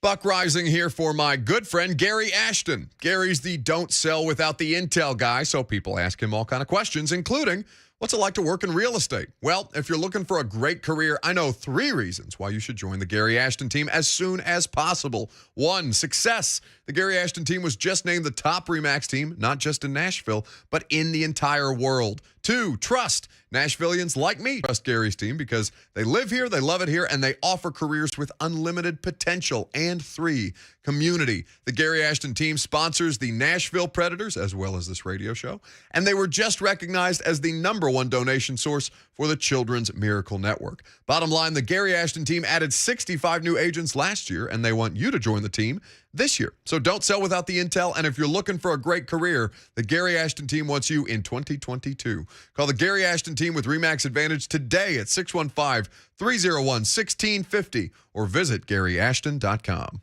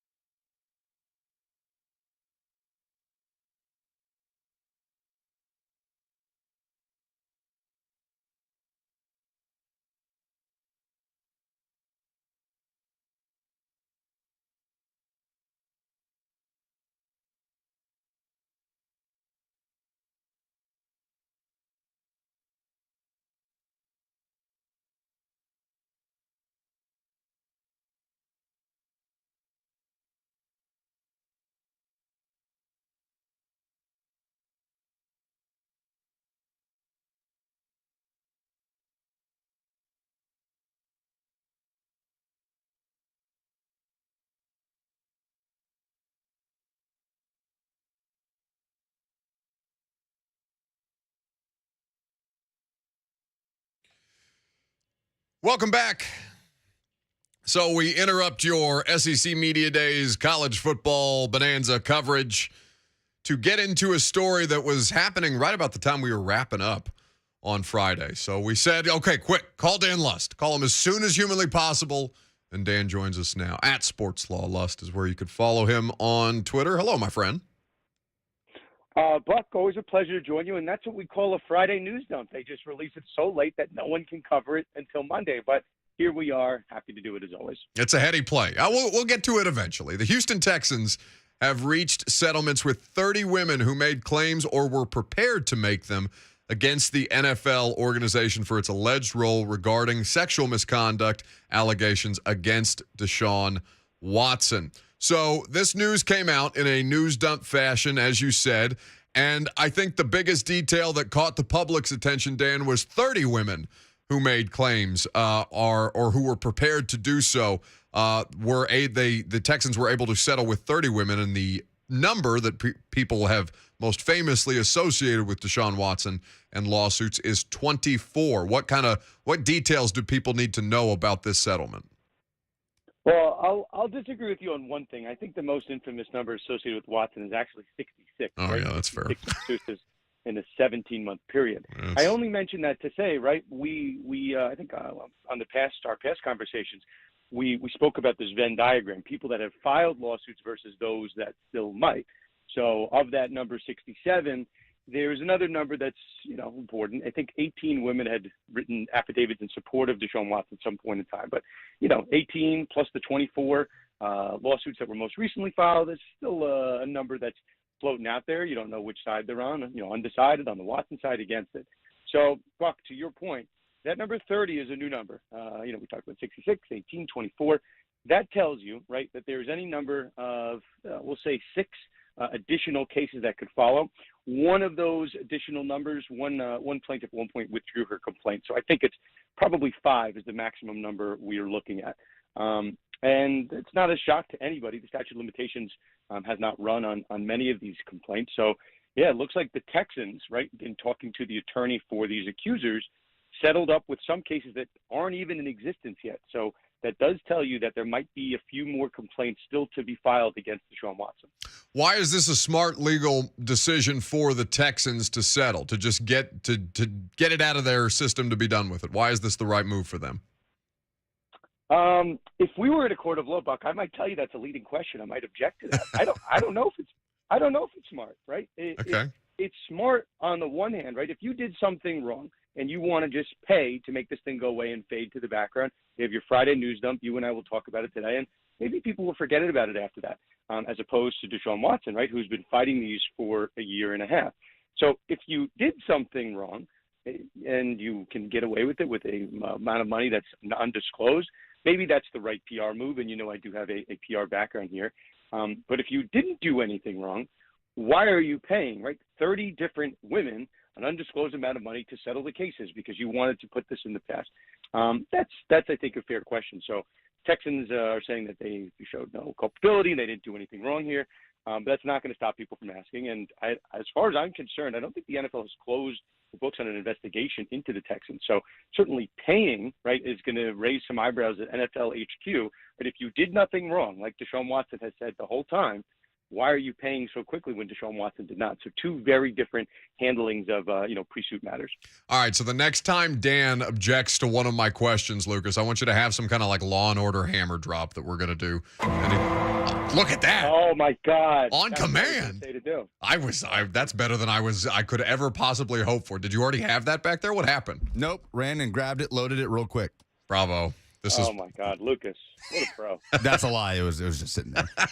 Thank you for being honest with the lawyer, because he'd sniff you out. Dan Lust here with us on 104.5 The Zone, the Conduct Detrimental Podcast, an absolute necessity if you want to learn more about any legal situation in sports. Dan and his co-host does an exceptional job covering the world of sports law. So I guess that's probably you're correct, obviously, in the way that I should have phrased it. Why did they feel that it was in their best interest to settle? But of course, the PR elements of this, it's always the thing that fascinates me, Dan, as far as the NFL is concerned? Like, how much are they doing it because it's in their best interest or in the best interest of the optics, as we call them? Right. It's probably the optics, right? Because I think I was doing some research last week, and I said no one is really paying attention to the fact that the Texans were sued. And as part of that case, people just say, oh, the Texans were sued. That's going to involve depositions of people associated with the team. It's going to dig up a whole chapter of Deshaun Watson that we had kind of put in the past. It might involve further depositions of Deshaun Watson. So that was a separate case. So just so people were aware, there was talk about amending the complaints, which is a fancy way of saying like revising the complaints that were already filed to add new parties. There had been one active lawsuit filed against the Texans by one of those 24 accusers, and that was a separate lawsuit with a separate track, a separate timeline to get to trial. So if he, reached some resolution on the 24 cases with just the accusers, you still have these Texans cases floating out there where maybe Deshaun Watson isn't named as a party, but he's certainly an interested individual who would probably be deposed in that case separately. So that's why you do it. If you're trying to get this behind, right, if you're the NFL and you're counseling the Texans, maybe just say, hey, we're trying to put a fine bow in this. But I'm still sitting here, and I've been poking this bear for a while. We'll see if anybody wants to look at it. But the Texans were alleged to have essentially facilitated these acts, right? They provided an end. The allegation here, right, according to the New York Times report, is that they provided an NDA, someone within the security team provided an NDA to Deshaun Watson, a non-disclosure agreement, to use for these accusers if somebody had said that they were going to go public. I think that was what is alleged to have happened. And they gave Deshaun Watson an NDA to use for future massage appointments, we'll say. So if that's really the allegation, right, that the Texans did not help solve or stop the issue, they just said, hey, if you're going to do it again, just be smarter. That's seemingly, you could say facilitation, you could say aiding. It's not certainly not stopping these incidents. So at the end of the day, right, the Texans ended up getting rid of Deshaun Watson, getting 3 first-round picks in exchange for making that trade. So if I'm over at NFL HQ, certainly the optics, right, talking about optics, are pretty bad if a team helped kind of clamp down on a story and ended up benefiting as a result of it and getting 3 first-round picks, where if the Texans maybe had been very transparent a year prior, maybe the Browns would have known about it, right? That's the conversation that I think the NFL didn't want people to have. So this case getting settled, getting resolved, ends a lot of those messy questions, and maybe it preempts some punishment on the Texans' part. But I would not stop the NFL, or I would not stop anyone from saying the NFL should be looking at that very closely. 3 first-round picks in exchange for Deshaun Watson is a pretty hefty price. I love it. That makes me so happy. At Sports Law Lust is where you can follow, where you must follow Dan Lust and the Conduct Detrimental podcast, wherever you get your podcast. Thank you for the time as always, buddy. We appreciate it. My pleasure, guys. Anytime. Dan Lust, always a pleasure. All right. 615-737-1045, pivoting back to SEC Media Days, the most compelling SEC storyline. We want you to tell us what it is for the opportunity to win a couple of tickets to Brooklyn Bowl this Wednesday. More details on that coming up next.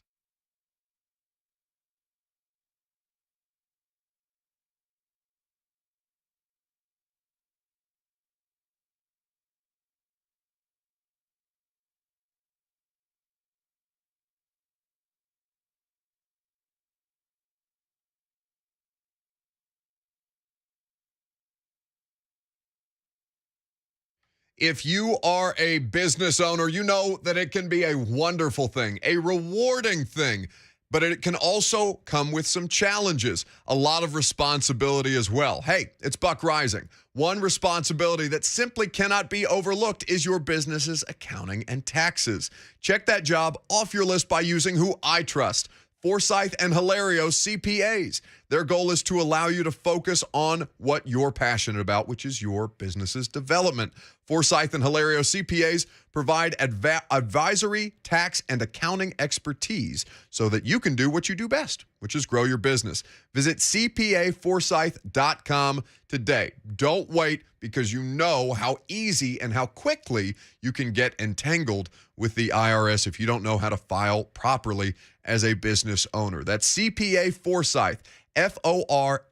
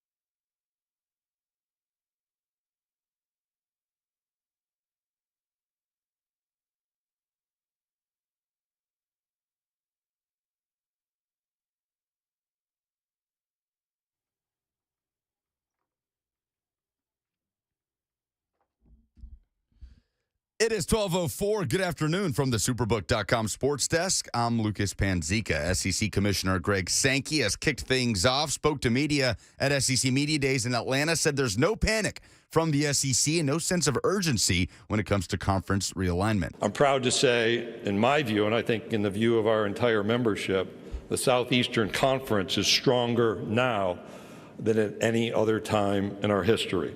3HL will be broadcasting live from Media Days in Atlanta through Thursday, presented by Brentwood Hearing. A report from Charles Robinson involving Cleveland Browns quarterback Deshaun Watson stated today that if Watson receives a full-year suspension from the NFL, he and the NFLPA have already made the decision to file a lawsuit against the league in federal court. For all your foundation repair and waterproofing needs, visit USSTN.com. Breaking news at once in your home for the Titans and Vols. This is 104.5 The Zone.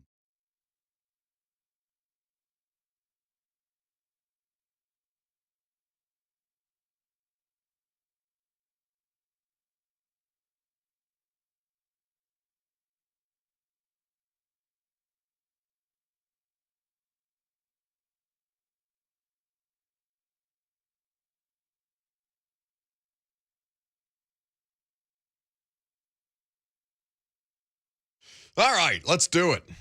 Final hour on a Monday. Welcome in, welcome back. If you've been kicking it with us so far, we're happy to have you. Going to give you the opportunity to win tickets to Brooklyn Bowl on Wednesday, courtesy of 3HL. Brent and Dawn, Slay as well. Everybody bought tickets for you to be able to attend. We've already given Dawn's ticket away, but we're going to give you a pair of tickets in this noon hour. So make sure you know how to listen, and make sure you send Brent and Slay a thank you tweet, and Dawn if you haven't done it, and Chris Harris at Channel 4 if you haven't done it, and Emily Proud at Channel 2 if you haven't done it, because they all bought tickets as well. Coach Mack doesn't have a Twitter, but just so you know, he bought a handful of y'all's tickets as well. So we're very happy that our media friends are kicking in the way that they have. By the way, tickets to that still available. If you don't win them in this noon hour today, still available at 1045thezone.com. Although, Lucas, they tell me, they being Rich Ferris, texted me this morning, said if we sell 10 tickets today, we are officially pitching a shutout, kid. Ooh, interesting. Which is very, very exciting for me to hear. One, because I love you all. I can't tell you how much I love you all. Thank you for doing that. That's huge. 10 more tickets to go. So 10 of you, including the 3HL tickets today. We are hopeful that you will help us in this endeavor to raise money for a great cause. The Church at Mount Carmel's free youth summer camp program that is entirely donation-based, which is the cause that we are throwing a party for. So, 1045thezone.com is where you can get tickets. In the meantime, we're going to tell you how you can win those tickets here in just a second. But SEC Media Day is going on. Greg Sankey has spoken. Brian Kelly has concluded his comments. Lucas, you said there was something from Brian Kelly that caught your attention, that caught your ear while he was at the podium. Because we're going to get into the most compelling storylines of the SEC season here in just a second. But since the Tigers head coach has just done his part, I'd be curious to know what kind of piqued your interest there. Tiger details. It's been kind of documented, maybe LSU or the collective of NIL of LSU doesn't have as much funds as other schools. How do you overcome that? And have you run into a situation yet where maybe you were outbid for a player? And how do you overcome that? First of all, I don't know that we don't have as many funds. Nobody has given me, any kind of documentation that we're behind. I feel very comfortable, quite honestly, as I stand here, talking to you, that what we're doing relative to NIL is as competitive as anybody else. I don't feel like we're being outbid by anybody. I don't think that's the place of NIL anyway. So if we were being outbid, then we're going to be outbid if we have $50 million in our collective. So I don't feel hamstrung by that. I want to continue to educate with NIL. I want to be able to use the resources wisely to help promote name, image, and likeness, and have that available for our student athletes when the time comes. So Brian Kelly's not going to get outbid, is he? Doesn't sound like it. Is that more effective messaging when it comes to recruiting than Mark Stoops saying, no, we believe collectives are illegal here at Kentucky? I just don't understand how Mark Stoops makes that mistake. I mean, you gotta, even if you do feel passionately that way and you're kind of stuck in what you believe college football or college athletics needs to be in principle, like, you can't say the thing that Mark Stoops said. Yes, Brian Kelly has done an infinitely better job just in that one clip, marketing and messaging what NIL needs to accomplish for LSU. There's too many three-letter acronyms for me. CFP. Yeah, that's tough. CFB. Maybe I just SEC. Just made Moses Moody.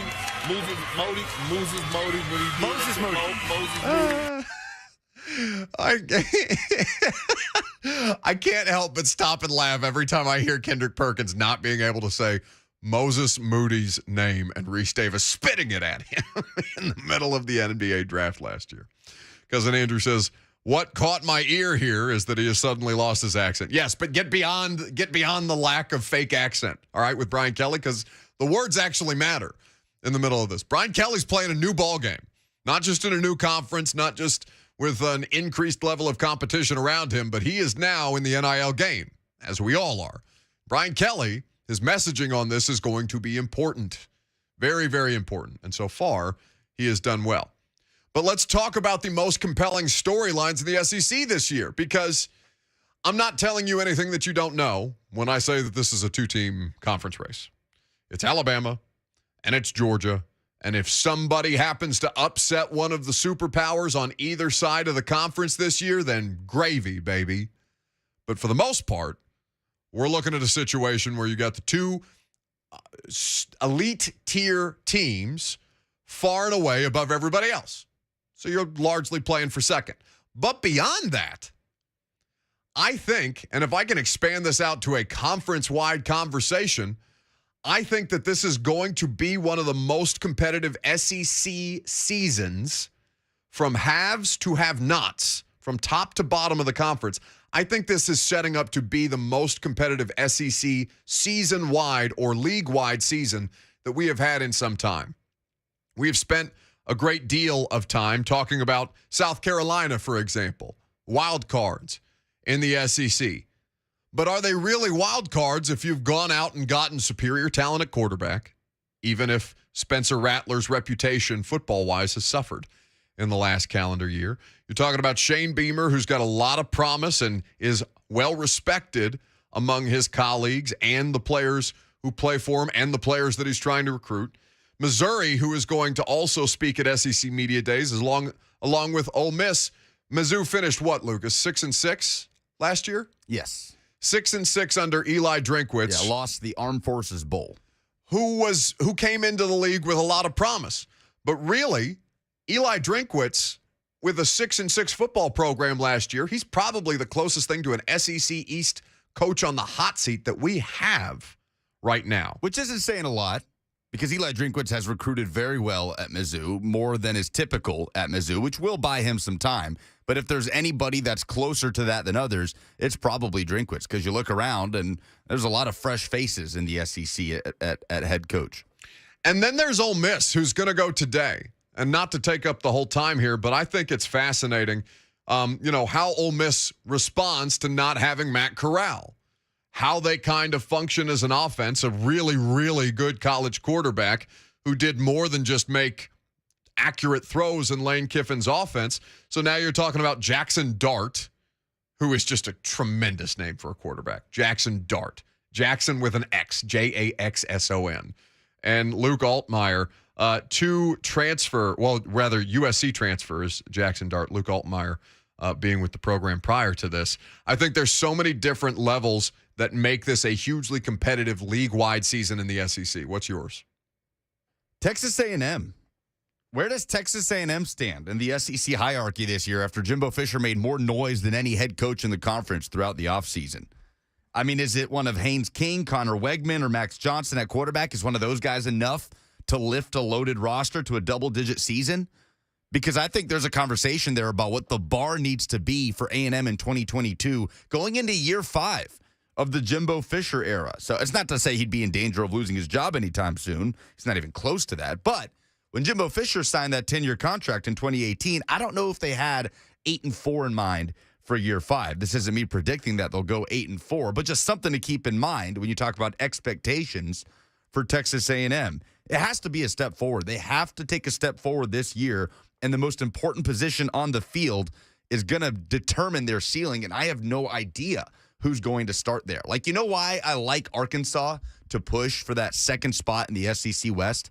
Because Kendall Briles has a returning quarterback for the first time in his career. Yeah, and I know who their quarterback is. That's been the question mark with Texas A&M. Their best season under Jimbo was that 2020 season, 9-1. Just came up short of the college football playoff. The one loss, a blowout at Alabama. Kellen Mond having a great year. But it's still a question mark right now, and I think it impacts expectations for A&M when the long-term expectations for Jimbo Fisher are win the national championship. Where did Zach Calzada transfer? Auburn. Auburn. He's likely to be Auburn's starter this year. Interesting. So we're asking you the question, 615-737-1045. What is the most compelling storyline in the SEC this year? If you give us the best storyline that you're tracking, we are going to send you to 1045 The Zone's Split Happens Bowling Bash at Brooklyn Bowl in downtown Nashville this Wednesday, July the 20th. Join us for a night that you won't want to miss as we host raising money for the Church at Mount Carmel's Youth Summer Camp at Brooklyn Bowl. Special guests all over the place and a fun night to benefit charity. You can get your tickets today at 1045thezone.com. What you get with your ticket is 3 hours of bowling, free shoe rental, free food, free drinks, and each person will get a raffle ticket for prizes. So you can either call in 615-737-1045 The Zone or 1045 to win 2 tickets, or you can purchase tickets at 1045thezone.com. We'll get your SEC storylines that you're tracking for Brooklyn Bowl tickets next.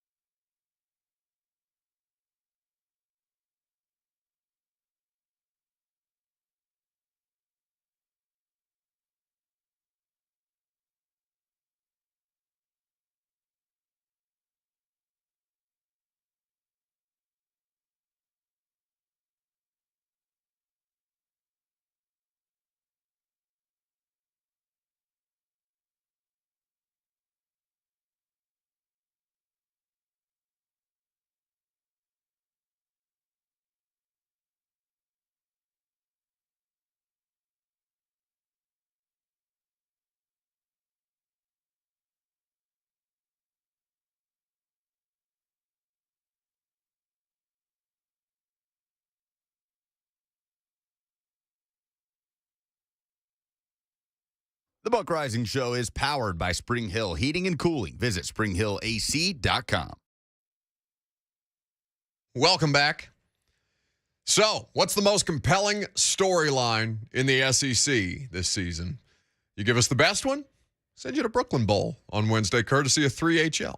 Our gratitude to them for being able to make this happen. Now, what are you going to do on Thursday and Friday when we're doing the bowling event and then I'm not coming back into work for the rest of the week? I'll be hanging out with Coach Doug Matthews on Thursday. Josh Heupel will speak Thursday morning right before the show. Looking forward to hearing Coach Matthews' thoughts on that. And then on Friday, be hanging out with Will Bowling to put a bow on everything and possibly carry Jimbo Fisher. Let's hope that's a spicy thing to end SEC Media Days. There was a part of me that wanted to come in and do the show on Thursday. Just because I'm sure we're going to have an incredibly successful night. It's going to be a great time. I am looking forward to hanging out with each and every person who has purchased tickets and who has yet to purchase tickets, or perhaps a lucky caller who will win them. But I feel it's in everybody's best interest if I take the day off. I think I'm going to be pretty banged up by the end of this. Let's start with Matt in Hendersonville, who has an SEC storyline that we need to be watching. What do you think, Matt? Uh-oh. Matt. Hey, gotcha. Okay, go ahead, bud. Hey, Hendon Hooker and the Vols, Heupel's second year. So what in particular kind of interests you the most about Hendon Hooker? Just his progress under Heupel? Yeah, the progress under Heupel, and then also the fact he's the starter from the get-go. You know, I think probably they would have won the Pitt game for sure if he's a starter. And the numbers he ended up with only starting, the third game in is just a good storyline to see where they're going to end up, how well he can do. Thanks for the call, Matt. We appreciate it. 615-737-1045 is how you jump in. So because I thought about this morning when we decided that this was going to be the topic for the noon hour. I was like, how homer do I want to go? Do I want to pick Tennessee? And because I find them fascinating. I really do, for so many different reasons. Not just because, obviously, it is in our best interest as a show for Tennessee to do well, or for Tennessee to start well and then have some kind of disaster that drives you all insane. That's just kind of how our business works. But the worst possible solution, or the worst possible outcome for us, selfishly, is that Tennessee isn't interesting. But I think there's way too many elements of them for them not to be. I was listening to Barrett Sallee. He did an interview with my buddy Charlie Burris on A to Z Sports, the Big Orange podcast. And they were talking about Tennessee and how they kind of stack up in the East. And Barrett said clearly and obviously that Tennessee was the second best team in the SEC East this year. And I had to step back and think about it for a second because I've talked a lot about Kentucky. I like Kentucky as a football program, which is something that I thought that would never come out of my mouth ever at any point. But Mark Stoops is a stalwart at this point, and Will Levis is a quarterback who I really like. But are they the best football team, the best college football team after Georgia on that side of the bracket? And I really had trouble selling myself on Kentucky over Tennessee in that instance. Because basically what I'm looking at beyond those two programs and obviously beyond Georgia is, okay, who can make a mess? Who can come in? Who can be frisky just to the point where it's going to deter Tennessee, Kentucky, Georgia even at some point, as it seems that we are going to again have a two-team race for the SEC between Alabama and Georgia. But I really had trouble talking myself into, from a college football standpoint, Kentucky being better than Tennessee. And while I understand that Tennessee owns them head-to-head and has done so even in their worst moments, I still think something about the trajectory of what Josh Heupel and his program are on supersedes what I am looking at from Kentucky right now. I hope it's a fun game, though. And Hendon Hooker, yeah, his progress. Was last year. Oh, yeah, for sure. That's all I want. I just want him to be competitive. I want it to come down to the wire. Let's go with Daniel in Lebanon for a chance to win Brooklyn Bowl tickets. Daniel, what's the most interesting storyline in the SEC this year? Well, kind of to your point there, my storyline is who is the third best team in the whole SEC? You've got Alabama, Georgia, who's probably your clear-cut 1 and 2. Who's the third best team? Who would you say that is, Daniel? No, if I'm looking through my orange tinted glasses, I would say Tennessee. But if I'm being realistic, I guess I would have to go with probably Arkansas just because of their quarterback situation, and I love their coach. Thanks for the call, buddy. We appreciate it. 615-737-1045. It's Arkansas or A&M, right? Yeah. Where does Ole Miss factor into this? Because they're obviously losing their most important player at the most important position, and that being the biggest thing with questions around it. But, I'm not worried about Lane Kiffin coming up with offense. Yeah, they've totally reloaded at every position. Everything that they've lost, they've built back. I mean, at the running back position, you think about what they lost and then what they bring in, arguably even an even more talented situation with Zach Evans, the former 5-star TCU transfer, Ulysses Bennett from SMU was very productive last season. It's all going to come down to Jackson Dart, Luke Altmaier, who starts. Matt Corral was the heart and soul of that team. So not only what you replace in production, but in leadership at Ole Miss is going to be really important. And you might wonder if Lane Kiffin has hit his ceiling at Ole Miss in year 2, right? Well, it's ironic because there's a giant Lane Kiffin banner now on my television as I watch SEC Media Days coverage on ESPN. I don't know what his ceiling is. I don't know what the expectation is for Ole Miss, right? Because they get to double-digit wins for the first time in program history. Lane is riding high, come to the SIP, recruiting all over the place. He's taking pictures on private planes in your favorite SEC team city, trolling everybody because that's what Lane does. Yeah. But I don't know how much better the Lane experience gets. Now, I mean, I don't underestimate him. I don't think I do. I find him to be a hugely talented and competent and confident coach. I trust him to evaluate talent and to find coaches who can maximize the talent on the roster. But in the SEC West, man, it's so hard. Yeah, the logical next step after winning 10 games in a year is what? Win a division, right? Yeah, no chance. But when you look at the context of the SEC West, it's brutal, man. I mean, Arkansas is there. Texas A&M is there. You don't even have to mention Alabama. Auburn is down right now, but when they're not, they completely factor in. I don't know. We saw the gap between Ole Miss and Alabama and what we thought was going to be a great game last year when Alabama completely stomped Ole Miss after Lane Kiffin told us to get our popcorn ready. I don't know. I don't know how you take that next step after having one of the best seasons in program history last year. It's a tough situation to be in when that logical next step seems so far away. Your boy Tomahawk Chop wants to fight, Lucas. He's in the comment section on Zone TV. A lot worse. Heupel's trajectory a lot worse than what Pruitt had Tennessee doing. Pruitt's first 2 recruiting classes ranking 21 and 11th. Heupel's 22 and 23. How is it possible to have a worse class after the 2021 bleep show? What is he looking at? I'm confused. Tennessee has a top 5 class in the country right now. Oh, I know. The best. As we sit here today, they're the highest ranked class in the SEC. Yeah, I'm not sure where Tomahawk is going with that. He just wants to fight you. Let's see if Bubba has that same kind of energy. Bubba, what's the most interesting storyline in the SEC this year? I've got to stay on this Tennessee train. I think it's reasonable. Listen, Bubba, I just didn't want to be a homer today. I had to second guess myself. I'm like, if I pick Tennessee, I'm just going to be pandering, or people are going to think I am. But I find them fascinating. Well, the fascinating part I find, we've had about Heupel himself, about Hendon Hooker. It's not. I think the biggest storyline is what can this defense do, because that is going to be the ultimate separator. That's what's going to tell us, all right, year 2, we know what your offense can do. They're exciting, they're tempo, but your defense is down. Now, if you can fix that problem, you do have a realistic shot at being the number 3 team in the SEC. I don't care about Brian Kelly right now because we don't know what he's going to do and what is going to transition from Notre Dame that we've seen in the past to an LSU or Florida or these other first-year coaches. Kentucky, we know what they are, so that's not really that exciting. That game between Tennessee and Kentucky is going to be the most, but that defensive challenge, I think, is going to be the most thing to watch in year 2 of Heupel to see if he can fix that.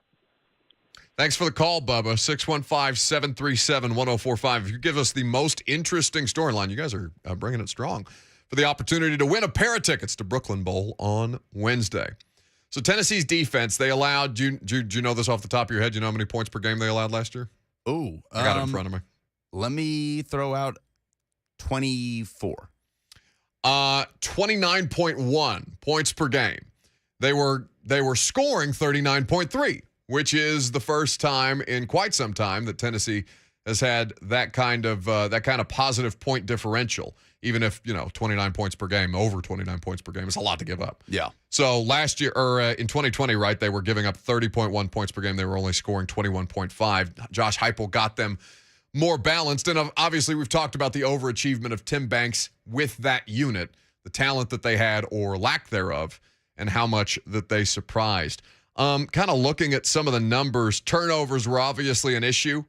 You have only 3 interceptions on the season. Can that be right? Am I reading that number right? Did Tennessee only have 3 picks last year on the defensive side? That doesn't seem right. Are you sure Hendon Hooker threw 3 picks last year? I'm looking at interception. Okay, no, I'm sorry. You are correct. Hendon Hooker threw 3 interceptions. I was looking at the opponent's column. So they had 13 interceptions last year. Okay. What the hell? How did they win a game? 3 interceptions.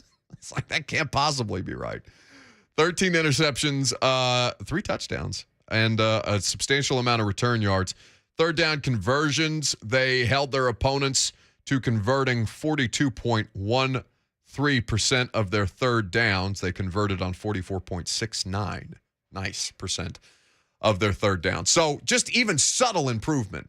If the offense is to stay stagnant, you would be fine with just even the subtlest improvement on defense. Disrupting a quarterback an extra time here or there, swatting a pass as it comes out of somebody's hands, a forced fumble, just additional stops to give yourself some breathing room. And even if the offense comes out flat is still almost 40 points per game. Like, you're feeling pretty good about that. Let's go to James in Ashland City, who's got an SEC storyline for us to watch. Hello, James. Well, you gave me a good segue in between the last caller and me, what I wanted to touch on. Tennessee is, to me, and again, I'm going to admit being a homer, but I do feel like this is a compelling story, potentially. Tennessee, is, like you said, if they can improve on defense and get that side of the ball in good shape with the prolific offense they've got. We saw what Tillman did last year, 1,100 yards in receiving, and Hendon Hooker's only going to get better. But, Doug, this is what worries me, and I see a very similar trend here, and I hope I'm going to be wrong. But if you go back to the Derek Dooley days, with Tyler Bray, Tennessee was putting up 41 points a game, but they couldn't stop anybody. Yeah. They were losing games because their defense was flat out awful. And I'm not saying that's what's going to happen with Josh Heupel, but I am telling you the subtleties and the similarities are there unless they start recruiting better on defense. So to me, Tennessee's ability to stop people from scoring is going to be, to me, what's going to be the whether or not they're going to finish second or third in the conference in the East. And I appreciate the time to take the phone call. Love the show. Thanks for the call, James.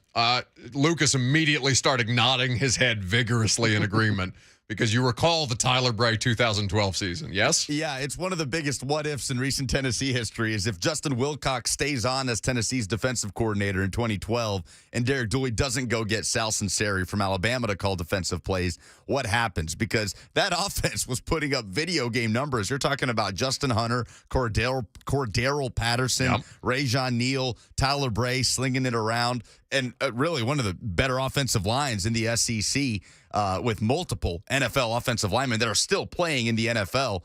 Yeah, that defense, for as many records as the offense was setting, the defense was doing the same thing, but in the opposite direction. It's the Titans. Yeah. No, it's the Titans in 2020. Man, who knows? And they lost a few one-possession games that year, too. Who knows what they could have done that year with even a halfway competent defense. But with that said, it would have bought Derek Dooley a little bit more time, and certainly that would have had an inevitable finish. So maybe it just sped up the inevitable. If you told me that the Vols with an offense, I'll leave the number at 39.3, what they scored last year per game. If you told me that the Vols had a defense that would hold opponents to even 25 points per game, I would pick them to win the East.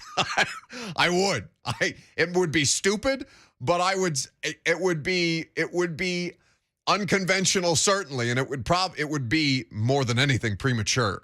But if you told me that Tennessee had a competent defense to even I mean, what would 25 points per game allowed put them at? I'd have to look that up as far as last year's defensive scoring averages to kind of get a good gauge on this. But if you gave me just even an average defense to slightly above average, I would pick them to win the East because I think they can score on a team like Georgia.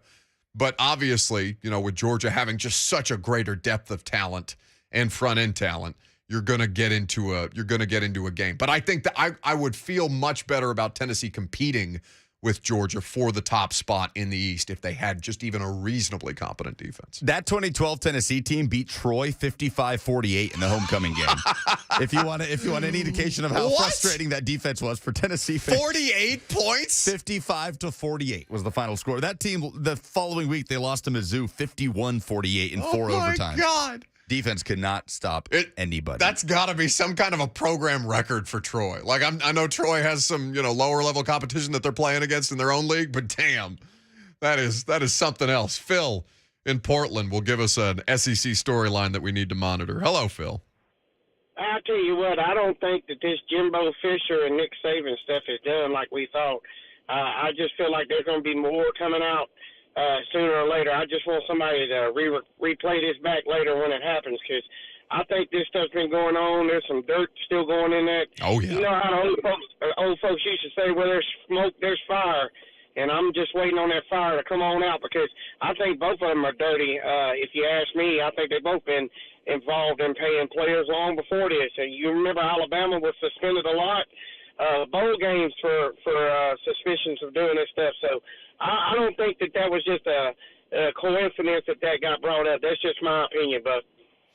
I think it's a fascinating one, right? You had Greg Sankey talking about the seating chart being leaked. The coaching seating chart. That's a massive leak.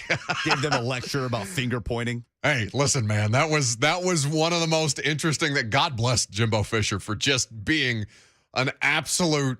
I don't even know what the proper term would be, but just wanting all of the smoke because Phil in Portland is correct. There is fire. Jimbo wants the fire.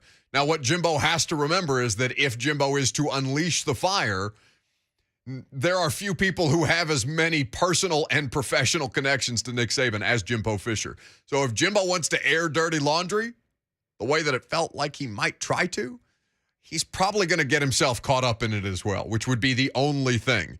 It's like NFL ownership getting investigated for things that, Daniel Snyder having done with the Washington Commander football skins for decades and just looking around and being like, yeah, but if we crack open the books on Danny Snyder, who's going to come for us next?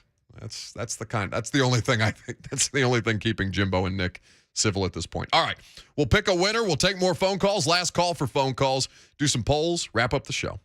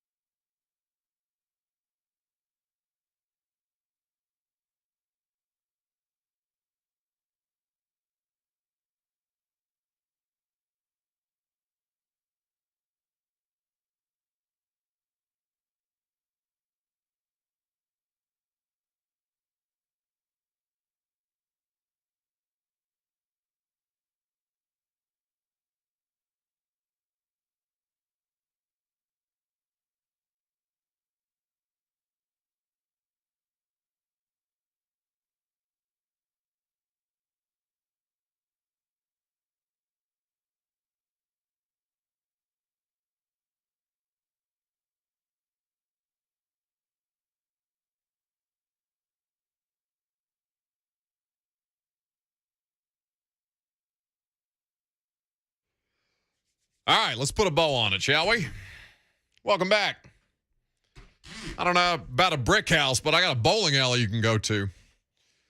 Last call for phone calls. Got 2 tickets to Brooklyn Bowl to give away on Wednesday. Most interesting storylines in the SEC. Let's bang them out real quick. We got T in Springfield up first. Hello, T. Hey, what's going on, y'all? What you got? I was thinking about, it may not even be a storyline, but it could be a potential storyline. And I'm thinking about the potential upsets that could occur in the SEC. When you're talking about Ole Miss and Arkansas and Kentucky and Tennessee, just to name those 3, what do y'all think about the potential upsets that could happen with just those 4 teams and how that could be a great storyline this year with upsets after upsets after upsets? And I'll hang up and listen. Hey, thanks for the call, Lee, or T rather. I mean, that was mine. I think the SEC is going to be as competitive as we've ever seen it, beyond the 2 teams that we know are going to probably win the conference. I really do. I think that's a huge part of this. For me, anyway. Yeah, that's completely fair. Look at the SEC West. I mean, right now, I imagine when the preseason poll comes out, Mississippi State and Auburn, no matter what order it is, will be 2 of the 2 last teams in the predicted order of finish by SEC media members by the end of the week. Mississippi State returns almost all of that offense that started to find its groove, and Will Rogers put up some good numbers. Might be the most underrated quarterback in the league coming back, and here we are talking about Mississippi State like, yeah, maybe they can finish second to last in the division. Chuck is in Clarksville for the last call of the day. Hello, Chuck. Hey, Buck. Hey, I think the most compelling story is what is Will Levis going to eat this year? I mean, he ate a whole banana last year. Is it going to be a avocado and spit the pit out at somebody? Or, I mean, I just want to see what he's going to do this year. It's going to be off the wall. But I'm with you. I won't sleep on Kentucky because I think with Levis and Rodriguez and some of what they did last year, they're going to be a force to reckon with. No, I 1,000% agree. And yes, the most questionable thing about Kentucky is Will Levis's dietary habits. Deeply concerning. Mayo and coffee. What else? You want to do the polls first before we give the tickets away? How you want to do this? Oh, yeah. Who do you want to give them to? I like Daniel, who's the 3rd best team in the SEC. The A&M experiment right now just fascinates me. And I was just talking to our colleague, our teammate Mac, who works down the hall at WTN, big Texas A&M fan. If you get another 8-4, 9-3 type of year down there in College Station, I mean, you can stack up Jimbo Fisher and Butch Jones at Tennessee next to each other, and it's not going to look all that different apart from the collapse that Butch had in year 5. So James is who gets the tickets to Brooklyn Bowl? Is that a decision? Daniel. Yes. Daniel. Okay, Daniel gets to go to Brooklyn Bowl with a person of his choosing, courtesy of Brent Doherty and Ron Slay. So make sure you send them a message of thanks, Daniel, for the Brooklyn Bowl tickets that they have paid for. And with that being said, let's do some polls. Stop the count. Stop the count. The polls have closed and the votes have been tallied. Now, here's your favorite Buck Rising Show correspondent, Lucas Polzika. Presented by Two Rivers Ford. You can custom order any new Ford from Two Rivers. They will deliver it to you when it's manufactured. What is the most compelling SEC storyline going into 2022? Jim says, will Anderson be a Heisman finalist and cement his legacy as an all-time great? He should be, man. 17.5 sacks. He was incredible. He's only going to get better. He should be the first overall pick next year. John says it's definitely not Saban versus Jimbo. Clay says it's the Vols being overhyped again. Overhyped? Well, listen, plenty of people have seen the roller coaster effect that is the University of Tennessee. I don't know. I feel pretty good about them. I don't know why. How long does it take for Brian Kelly to win the SEC West at LSU? 2 years or less, 2 to 4 years, or 5 years or more? Majority, 57%, say it's going to take 5 or more. 34% say 2 to 4 years. 9% think that he gets it done in 2022 or 2023. I mean, he had a pretty good gig at Notre Dame, and now he's going to be scrapping for 3rd or 4th best in the conference on a regular basis until we see otherwise. It's not a great position to be in other than the money. What is Lane Kiffin's ceiling at Ole Miss? 10 wins, which he accomplished last season. An SEC West title or college football playoff contention? 68% say 10 wins. Yeah, I'm inclined to think so, man. Like, for them to be able to do that for the first time last year and not really achieve. I mean, they're a fun football team to watch, and they obviously bring with them a certain aesthetic value. But outside of that, like, I think 10 wins is about as good as Lane can do with them. And I think that is perfectly okay for Sure. Ole Miss fans. You get them 10 wins every once in a while, you are good to go. You upset Daddy Nick every once in a while. You make him nervous a little bit. I think people can live with that. Still have not checked that box. But is there a head coach in the SEC East that's under more pressure than Mizzou's Eli Drinkwitz? 52% says no. No is the answer to the question. Sam says yes. Billy Napier and Josh Heupel, schools that care about football. I don't think Heupel, well, if things go south this year, I don't want to say that I can't see any way that it would happen, because of course then it is going to happen, but damn, that would be fascinating. I think I don't want to root for it, but it would be interesting. It would be good radio. It would be great radio. I don't want to burn Vols fans yet, though. What is the number one thing that you want to learn from SEC Media Days this week? Steven says which player and coaches that Ron Slay puts in the boom boom room. Yes, 3HL is going to be, always listen to Blaine and Mickey and 3HL and J. Mark Ramon and this show if you're so inclined. But 3HL in particular down there at SEC Media Days, they're going to have a time. It's going to be fun.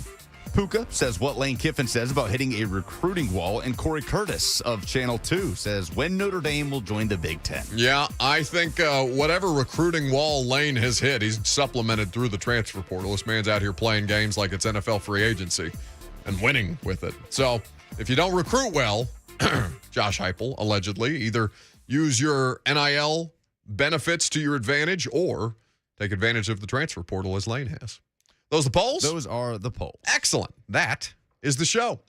So, 10 tickets by the end of the day for a sellout at Brooklyn Bowl. You guys can do it. Congratulations to Daniel, who won the tickets courtesy of 3HL.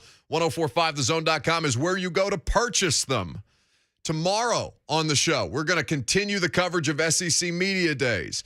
We are going to get into the 3 teams who will be next at the podium as we continue our week-long season preview, including Vanderbilt, who there's a very passionate argument that's broken out in the comment section about Vandy today.